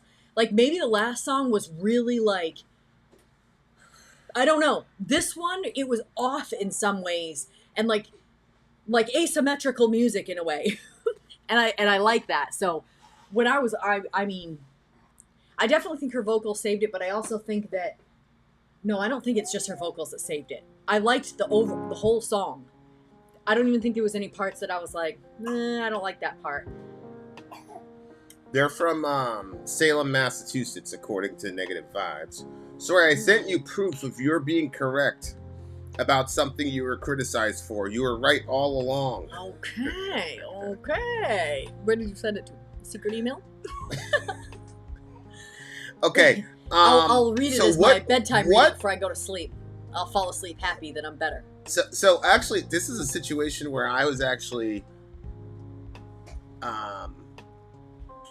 not as focused on the lyrics as I usually am. So what was going on with you? Because like I said, was it just the vocal style of the girl, or was it the vocal style and the lyrics, or what? What was going on? Well, it was the way that it all mashes together. Like I said, I like the feel of a contrast in the music, and you have like that sort of death and dark, and then you had the snake coming through in the pictures, and the visuals were changing from being kind of dark and sinister to then being like the glow of a fire, that if there wasn't a snake there, you would have said, ooh, that's a nice fire. But then the snake kind of coming through, the visuals, like with the garb, like at the beginning when she was like running and the thing was just flowing behind her. I loved it. And there was such a sweetness to her vocals, and you mix that with like the darkness of the visuals and the other vocal styles, and as well as the instrumentation was also kind of dark feeling, but then you had her vocals in there. And where have we heard Chelsea Wolfe before? Like, we've heard her before? I have. I thought it was on the channel. That's why when I read the thing and I said Chelsea Wolfe, I was like pretty sure I liked her vocal style. You know what? If Kai was here, she probably did something with those people. Unblinking Eye in the Shadows. It's the world its weary lies. Enthroned beside the dimming light, speak what's left unspoken. The time is near. Blood moon ascends. So they're talking about the moon, right? I mean, the name of the song is Blood Moon. Oh, unblinking eye in the shadows. Huh? Unblinking. You know, they keep talking about the eye, cosmic unblinking eye, blah blah blah. So it's talking about Gazing the moon, through flesh and bone into the glow of our souls. Okay. Yeah. That's a good line. Unblinking eye in the shadows abets the world its where he lies. Meaning, the moon comes down at nighttime, and it's a source of light. Mm-hmm. And so it's saying that the moon aids and abets the world of its where he lies. Because it's like, the moon gives light in a dark circumstance. But in the universe of this song, that's a lie, because darkness is the ultimate truth. You see what I'm saying? Oh my gosh. So it says the unblinking eye in the shadows. Mm-hmm. So again, it's a source of light and darkness. Abets, like aiding and abetting. Okay, yeah. Abets the world of its weary lies. And Abets the world its weary lies. Right. Ah. Okay, wait. Are you talking about like when you see something in like the moonlight, you're like, yo, that's what that, and it's not that? Is that what you mean? Like the moonlight helps I think create it's a conceptual aiding and abetting, meaning at some level at night, and I've done this metaphor. I did this metaphor a couple days ago. It's like you have to have darkness so that things like the moon and the stars, you can see the stars and all these things, right? So the darkness brings about an occasion for you to see light in a more glorious way. Mm-hmm. What they're saying is, no, that's a lie. The ultimate reality in the world is darkness.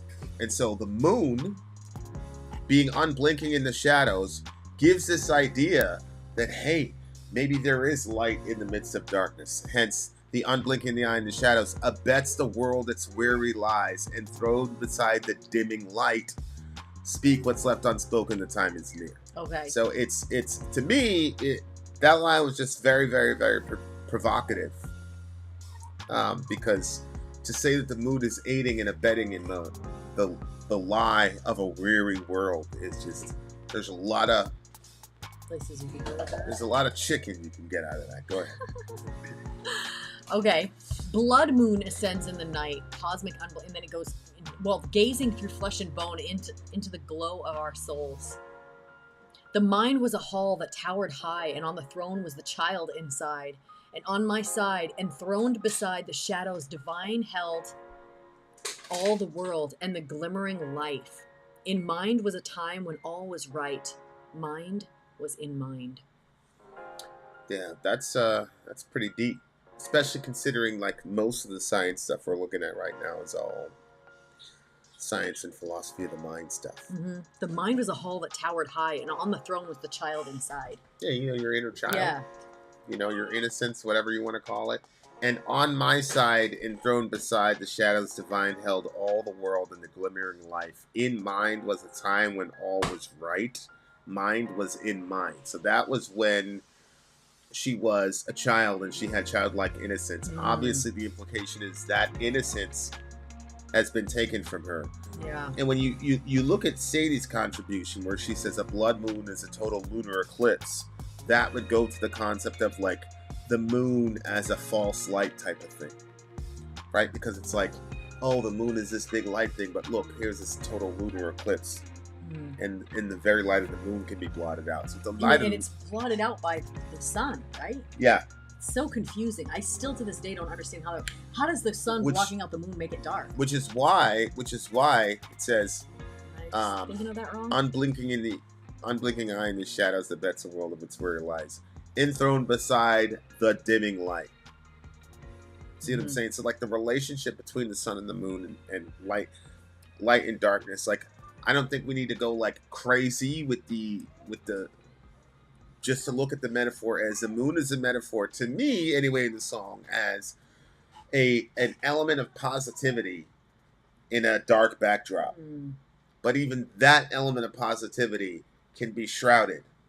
You see what I'm saying? Yeah. So that you end up in complete darkness. And then, so when it's really, really interesting. When she went into the cut me open part, her voice is so pretty. It's grim to see beneath the surface, etched in fear. The day has spoken. How dare you speak her name to consecrate the broken Carry weary worlds. This is just such a crazy way to talk about, like, losing your innocence as a child. Yeah. The mind was a hall that towered high, and on the throne there was a child inside. And on my side, enthroned beside, the shadows divine held all the world in a glimmering light. In mind was a time when all was right. That's a good line. In mind was a time when all was right. Meaning, she keeps thinking about a time when things are good and things are right. well, there was never a time when everything was right. It was just in her mind that everything was right because she was a child and she was ignorant to the world.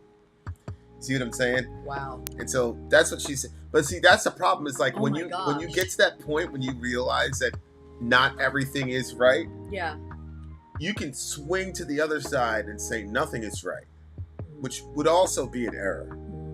Like everything isn't right, but everything is not wrong either. And so like that's kind of like one of the practical ways of defeating a nihilist attitude is to say a lot of life, especially when it comes to like the philosophy of the mind, a lot of it is really what you focus on. Like, so for example, like the placebo effect, that's a crazy concept to me. Like that is an earth-shattering concept. Because this person believes that this sugar pill is going to heal his headache, he psychosomatically creates that reality based on his expectation. That has massive implications on reality, you know, what we believe, even things but like why some people can see certain things and other people can't. They're looking in the same kind of range area type thing. Go ahead, what were you saying? But shoot, I don't know. I was jumping on your thought with you. Yeah, so I was just talking about like the placebo effect. Oh yeah, but even within those situations when they have that, you'll have some people where it works for them and their headache goes away because they believed it was going to happen. But then there are other people where it doesn't work for them. It's not like the placebo effect works on everybody. No, like, there's only certain minds that can be. Well, we haven't figured out what the it's not like this particular personality type or this particular chemical at this particular rate makes it so that the placebo like so I don't know, but what it does tell me is that we have a category where the mind generates somatic reality, meaning reality that you can feel and is tactical or tactile, that a lot of people believe that like if something has an extension in the physical world, that means it's real. So that's why the psychosomatic effects of medication is just such a fascinating thing. But I didn't even think of that. What do you mean? Well, I think what you were saying, you know, how the physical world relates and scientifically what they're saying about it. And so right. if you're looking at it from that angle, what even is the pill to begin with? And why did that even affect you that way to be able to change the reality that you have Correct. when there's nothing in it? Correct. And that doesn't help the idea that the brain and the mind are exactly the same thing. Because the brain is just a physical clump of whatever. And so how is it that you have people who are able, because in their mind they believe that this pill is going to do X, Y, Z. It's not something that they believed in their brain. Yeah.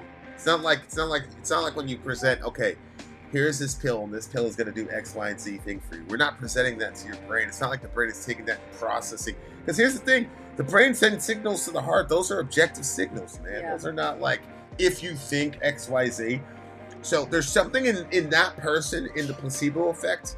There's something where that mind is directing that brain to do something in that body that is extremely mysterious. So my point is to say simply that when she says that she lost innocence and she was a child on the throne in her mind, and then she lost that innocence based on what's going on in the world, that shit is real, man. That is real. I'm so happy we have like Kai and Sadie here. So Kai says, sun is self, moon is infinity, sun illuminates only one side of the moon, but the dark side remains indeed. Wow. Sun is the self, moon is infinity, sun illuminates. Oh, okay, so we already read that. And placebo works on symptoms modulated by the brain, like the perception of pain. It's true, but what is modulating the effect? In other words, what is the element that makes it so that that brain doesn't send that signal to that pain receptor because the person ingested that chemical? See, that's what I'm talking about. You see, I wonder, like, yeah, there's the scientific side of it, but I also wonder if, like, how much of our pain is created by, like, what we were talking about before, how bad is something really versus how bad it is because it's how you perceive it to be. Right. I mean, like, I know I've seen you going out to bat for babies and the lives of babies, and then people, you know, here they come, you know, with their, you know, they want to have, you know, rights for everybody, but they come up calling you a nigger. You know what I mean? It's like, okay, all right, you wanted to go for bat for everybody. You know what I mean? But you're like, wow, okay, that happened fast. And so, like, this will, and it's like, what did he say? We got to get rid of all the niggers first. Is what he said. Then we can do something. I don't know. I got triggered by the word itself. You know, him and I were just friends at the time. I was like, yo, because I was surprised to see, because I didn't really have an understanding really much about the right, the left, and everybody in between. Like, I thought that there was a group of people that was a little bit. I will say that particular guy is that's, you're only gonna find that guy in me. Like, if I was outside of a clinic in California, that wouldn't happen. Yeah. You're probably right. You just gotta understand that Maine has some very unique, you know what I'm saying, type. Yeah. Shout out. Regardless, it didn't affect Vinny at all. He was just like, whatever. I was very affected by it. I was very offended by it, and like I was not happy about that. But you were like, you know, whatever. It didn't really affect you. But I think, like, no. I said, why are you mad about that? They're killing the kid upstairs right now. Who cares? Yeah, that's what you said to me. I'm like, yeah, but I am upset about the kid upstairs. That's why I'm here to begin with. But you're also my friend. Yeah, man. That guy wouldn't. I mean, come on. Anyway. The other thing too is, like, that guy has no, like, means of making that happen. That's why he walked away so quick. You see what I'm saying? Like, the shit was actually happening upstairs. You feel me? Yeah, so, I hear you. But the point you're making is, like, there's a lot of power that gets handed off to that phrase. Yeah, right. But you have a different context for it. You were like, when you first heard it, you asked your mother about it, and then she was like, yeah, basically that's those people feel disempowered. That's what white people say when they're afraid of you. Yeah, exactly. Yeah. So you don't have that experience when you hear the word. It doesn't affect you like it affects other people. Not that it doesn't affect you at all. I can't say that. I'm just saying that it doesn't affect you in the way and to the degree that it affects other people.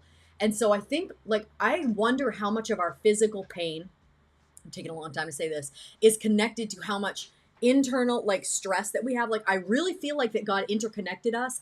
Sure. So because you can push stuff off in your mind. I'm not going to think about this. I'm not going to deal with that. I'm going to not. And you just keep parrying everything off. But then all of a sudden, like, you start noticing your joints are hurting. You're feeling really sick. You're not really, like, you're going downhill and you don't know what the problem is. And I think that part of that is because we're supposed to actually listen to ourselves, like, listen to where we're at and where our stress level is at. And sometimes, you know, have to make changes about things, or you have to stop looking at something as intensely as you believe it to be. Like, just because you feel it that way doesn't mean it is that way. Interestingly, the nocebo effect also exists. Sometimes you can disbelieve so hard that medication that should work doesn't. Yeah, but then the question is, how do we know that that's the reason the medication isn't working versus saying the effectiveness of the medication was the placebo effect? What if 90% of the population is having a placebo effect, and then the nocebo people are actually the reality? Gosh, you see what I'm saying? Crazy. Like, Yeah. How do you know if you're awake or dreaming? How would you know the difference? You really wouldn't. That Japanese thought experiment. This song was so good lyrically. You could go so many different places with it. But it looks to me like, first of all, it was very brilliant. Everybody knows I love metaphor and things like that. But I love when when a person takes a metaphor and like uses it for all of its worth. Like I love that. I love that in a song, and it's extremely difficult to do without being, weird. They were able to do it. Mm. I think it's similar to drinking methadone. It's a beta blocker, so maybe our mind, our desires to be better acts like a beta blocker. It's probably true. Practice mediators can also focus in on parts of the body that are in pain and actually narrow perception in on the nerve endings to zero in on the specific sensation, hot, tight, achy. Takes lots and lots of focus though. Remember the time that lady tried to do that with you?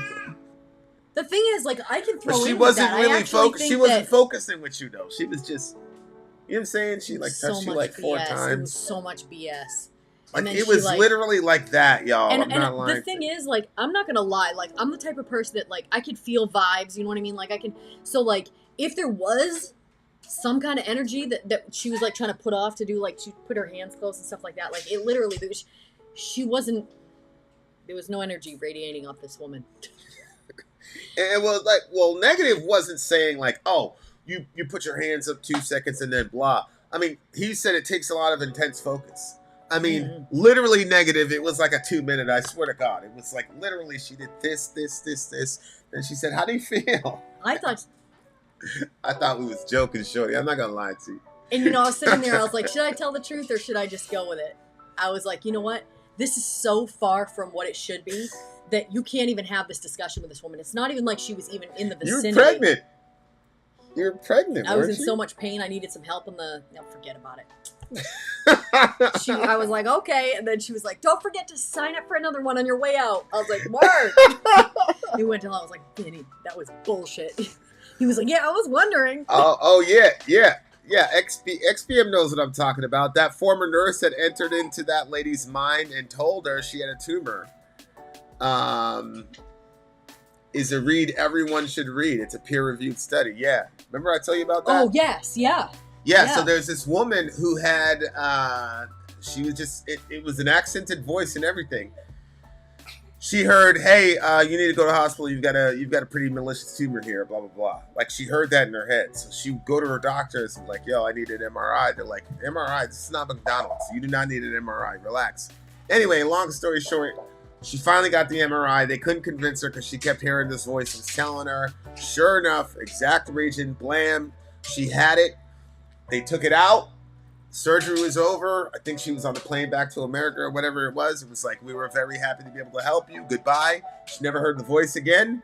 And, she lived it. This is real shit. It actually happened. Feel how you want to feel about it, dear listener. It's there. Weird. It was interesting because you were listening to this. Well, actually, you started listening to it and then you got busy with something else. But I kept listening. It wasn't a Reiki healer, Sadie. It was literally this woman, and a voice was in her head. There was no like physical human person talking to her. Nope. It was, she kept hearing in her mind in a very distinct accent, all of that. And then when it was over, she heard, we were happy we were able to help you. Goodbye. And she never heard the voice again. Like, do what you will with that. You know what I'm saying? It was a peer-reviewed study. That's why I'm saying, like, all these people that say the brain and mind are the same thing, like, where is that? Yep. In the context of, like, and then it's like, do we believe that's the only time something like that has happened? Doubtful. You see what I'm saying? Yeah, 100%. So, yeah. The woman who approached Sori, was she a Reiki healer? No, That's who I thought you were talking about. That's why I laughed. It wasn't a prescription. They sent us to the hospital. No, right? See, what happened was I had seen an osteopathic doctor in my previous pregnancy, and she was great. Like, Orion, she did like these stretches. Like, she was like stretching my body in different ways, but then she would also put like pressure in certain areas when she was stretching. It was great. And so I thought to myself, she was so good that I didn't even do my stretches during the week, and she was able to maintain my health through my pregnancy. If I'd have done my stretches, it would have been better for me. No, but I decided, that was the most recent. No. That was my first pregnancy. That lady was amazing. For Orion. No, my first Salem. Oh, for Salem. Right, and so that's what I was looking for, but I was in a She different went town. back to- I couldn't go to the same lady. Okay. And so I called, and then that's when they hooked me up with this lady. They were like, "Oh yeah, she's does that, blah blah blah." And so I was expecting the same thing that lady did. But when I got there, it was not even like there wasn't even any stretching. It was really just me laying on the table, and then her like. I would have thought that what she was doing was more like Reiki. From what I understand, it's like the energies, and it's like putting your hands close to certain areas, not even necessarily touching the person. I wouldn't even call that woman a... Like, No, I don't, no, I it don't, was I don't all- think, there was nothing, I don't nothing. I don't believe in the Reiki stuff for the most part. But like, I don't want to. I believe in a version of it. I don't want not- to disrespect them either, because that woman was like so disrespectful to the craft. If that's what she was doing. Well, that's the thing. Like, Was she even claiming? I don't remember her saying it was Reiki. yeah, but that's what. Why would she put her hand close? And what is this going to do? That's what that is. You're supposed to be sending your but energy. you know blah, how blah, I am. blah. Like, I don't want to assume. I mean, she didn't, Yeah, okay. She didn't use the term Reiki. I thought she And said it all was I'm a saying version is, of that. She said, well, 'Cause I remember thinking, I "Ooh," when used she the said the term. word. I said, oh, is this like Reiki or whatever? She's like, something like yeah, that. see? Yeah, a version of that. She said something like that, but it was like, it wasn't, it was basically like, listen, you silly person. Listen, I'm a doctor. She wasn't even a doctor, though. I don't know. My point is, I don't want to, like, disrespect Reiki practitioners, but that's how, like, weak sauce this thing was. Like, it would be disrespectful to call it Reiki, in my opinion. It Like- would be disrespectful to call it anything but a sham. That's all it was. Right? I'm not gonna say it was a sham. Babe, I just I think- was on the table. It was a sham. It Well, did nothing. We had to get out. We had to break out of that hospital real quick To because be I honest was with about you- to laugh at you. You remember that? 'Cause I was like, Wow. I mean, is that I complete? probably mean, is injured that myself finished? more I just mean, getting are up on the table and getting off it. you done? No. I was like, what's occurring? I said, I thought to myself, they're really going to charge the insurance for that. Did you know how when we had Seneca, like I went to that thing and I was watching and you would come back and show me how to do. Remember we had to do those stretches every time after the gym for like Oh the my first God. whatever because Yeah. you were so fucked up. Oh my gosh. Like, listen, you should go to those the prenatal stuff. Obviously, you got to be there, heartbeat, all type of shit. Got to make sure you're going straight. But like, go to a couple of those like post birth kind of meetings that they have. Those are important. You get like a lot of good intel, physically and emotionally. I mean, you guys probably already heard this. I was so fucked up after having Seneca. I couldn't even move one of my legs. Like, I had to get to the bathroom. I would get off the bed and I would drag my leg backwards to be able to go somewhere. It was excruciating. And I had just gotten out of like, it was literally the hardest delivery I've had so far. And then I had that ongoing pain. Usually when it's done, you're like, yeah, you're fucked up, but it's not, this was crazy. I couldn't barely move. Anyway, they gave exercises that I had to do. Vinny did these religiously with me, like all of these stretches. And then like, I know, babe, I'm sorry, you guys. He would do this for like an hour and a half, sometimes even 2 hours he was working on me. And it was like, if you didn't do that, I don't know how long. Mentally, it's very hard to experience excruciating pain over an extended period of time like that. And that was like saving grace to me, because we would go to the sauna and then we'd come back and then you would start this whole process. I'm not exaggerating. He was like dripping in sweat. He was working so hard on doing this whole process on me. And it was so like, that literally, I don't think I would have healed like I did if you hadn't done that. No, I know I wouldn't have, because every day I felt myself improve as you were doing that. So, Well, I mean, you going to shout out to you. You Thank going to the gym and spending 30 minutes in the sauna would probably helping that too. But yeah, I couldn't even get off the stairs. Remember that? I remember that. Yeah, it was pretty difficult. And I'm like a person that like, I That's don't why, like showing that that's weakness like out me there, and, but me and this kid, like to this day, we're not, you know. she's still holding a grudge. I know when he starts talking to you though, it's gonna be a wrap. He's like, yeah. Inshallah. Yeah. You hurt my girl, you son of a You can't beautiful say woman, that. apparently. Anyway, I what do you give love this this song? one. This is a 9.8 for me. maybe even higher than that. Definitely something I'm going to listen to again. You know, Kai said something about lymph massage. Maybe he was lymph massage. But see, the thing about massage, Kai, is like it's an actual massage. This woman literally went bloop. But bloop, mostly she didn't touch me. That's right. She didn't even put her hands on her. That's right. And that was the thing. Like I said, I will, I feel like I can feel energies, but there was no energy radiating. I don't even think she believed it. Well, no, I think she did believe it. Because she kept asking me if you felt better, blah, blah, blah, if you felt different. Felt so and then, bad. And then I knew you were in a bad situation, so I just started asking her a bunch of questions. You know what that's what that helped. It Okay. helped me because she I'm wanted like, to start how am I talking gonna about start? it. She's like, oh, it's cutting edge, it's brand new. I was like, wow, yeah, like, is it Reiki? Babe, you totally did that on purpose. Oh, yeah, for sure. That helped so much because I'm like, literally, what am I going to take? I can't tell this. I can't even I give know her how any much positivity. I know how much you hate, like these awkward, embarrassing situations with these people. What in the world? Well, my thing is, like, how honest should I be? Like, should I tell her the truth like I did on that last song? It was like going to one of them, like, really, them awkward church meetings back in the day, especially in the 90s when they would, like, pray over you. You're supposed to get slain in the spirit, all that shit, or you're supposed to be healed and all that. And they're like, how do you feel? And you're supposed to say, oh my God, it's different now. So, like, my time is up. I'm like, all right. I'm like, yo, I was like fully expecting Jesus to knock me out. So Shorty like had a hand on my head. She's like, Honda, Mitsubishi, Toyota, all that shit. No, babe. Yeah, nah, she was, bro.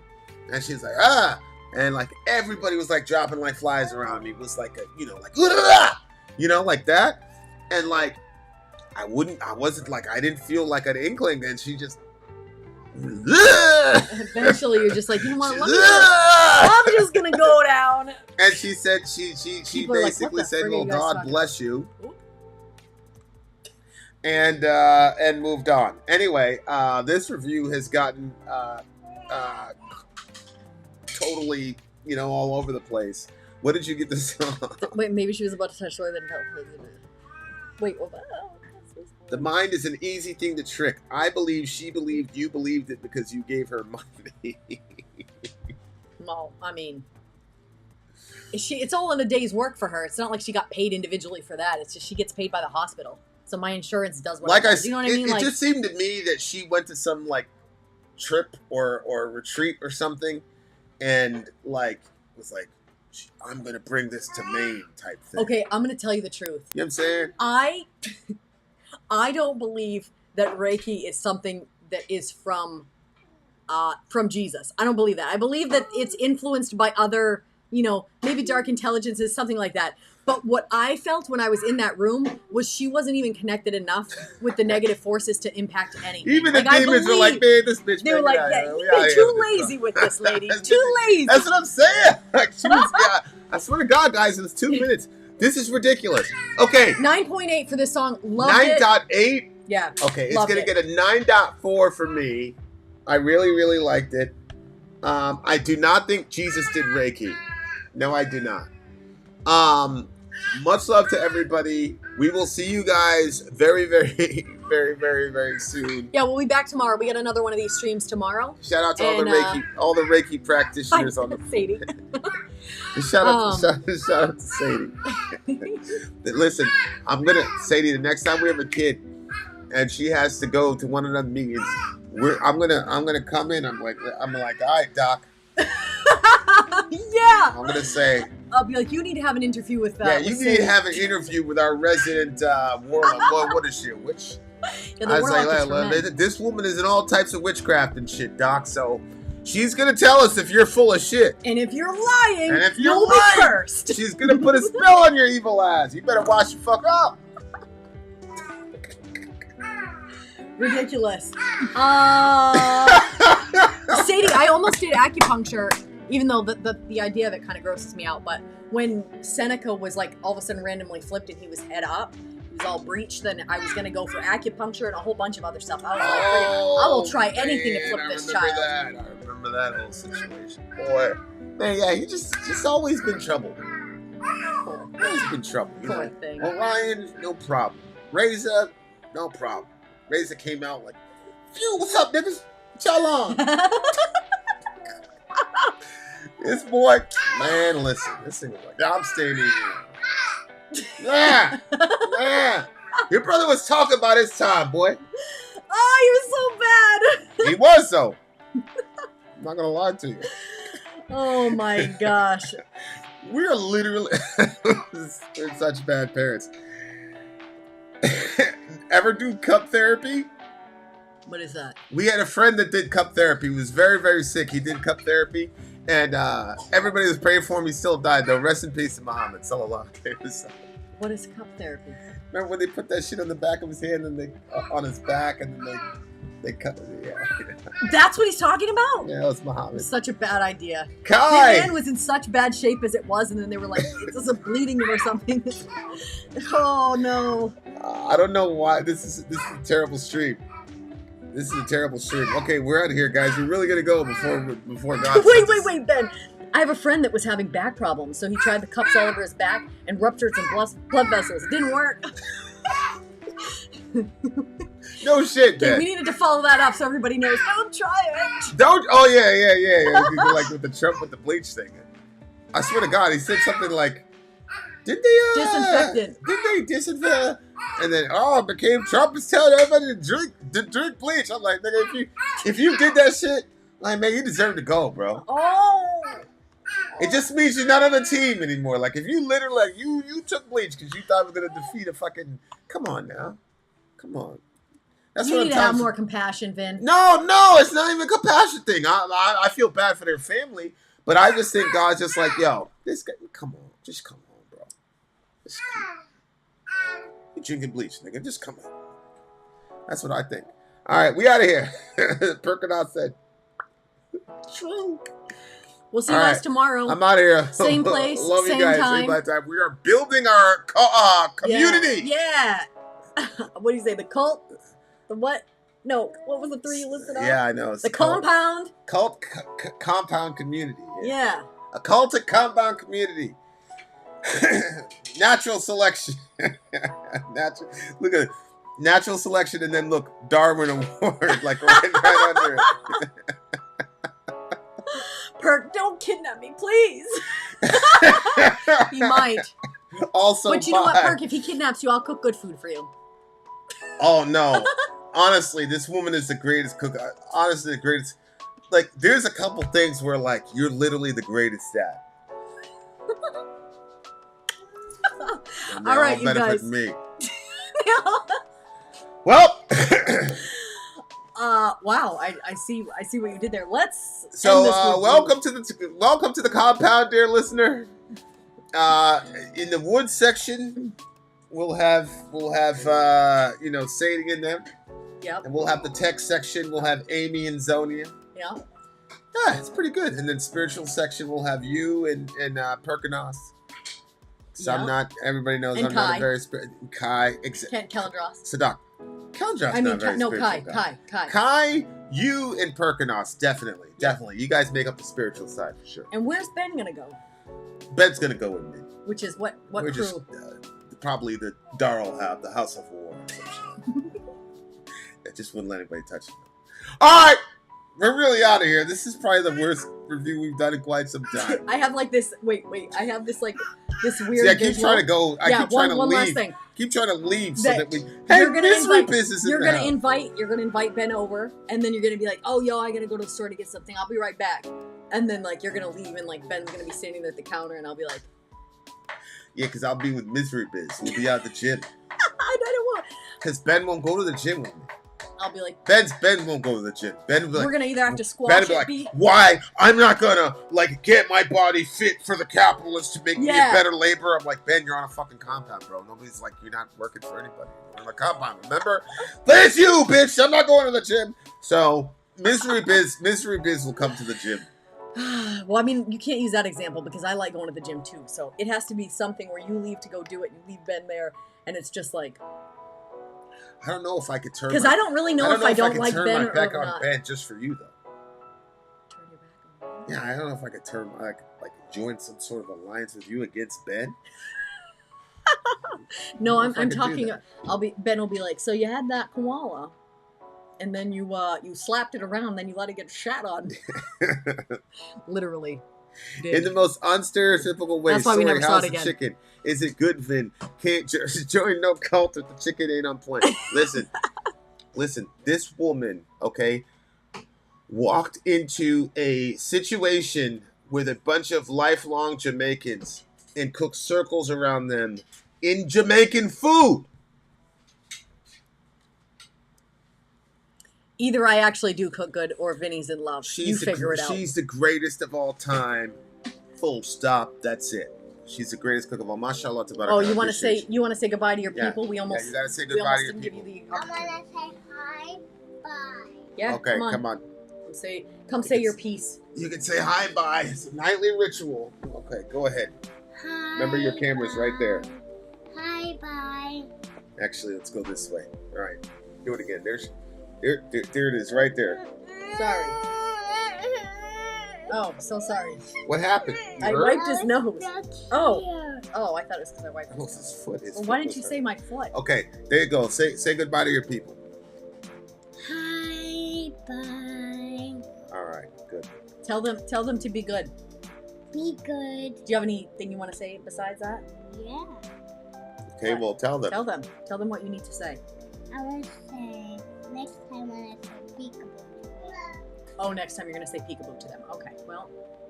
Peekaboo. All right, good.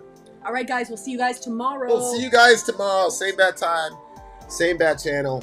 Much love to all you beautiful people. Sadie said hi. Yeah. Miss Amy said hi. And Ben Webb told you to be good. Ben Webb said you be good. Get out.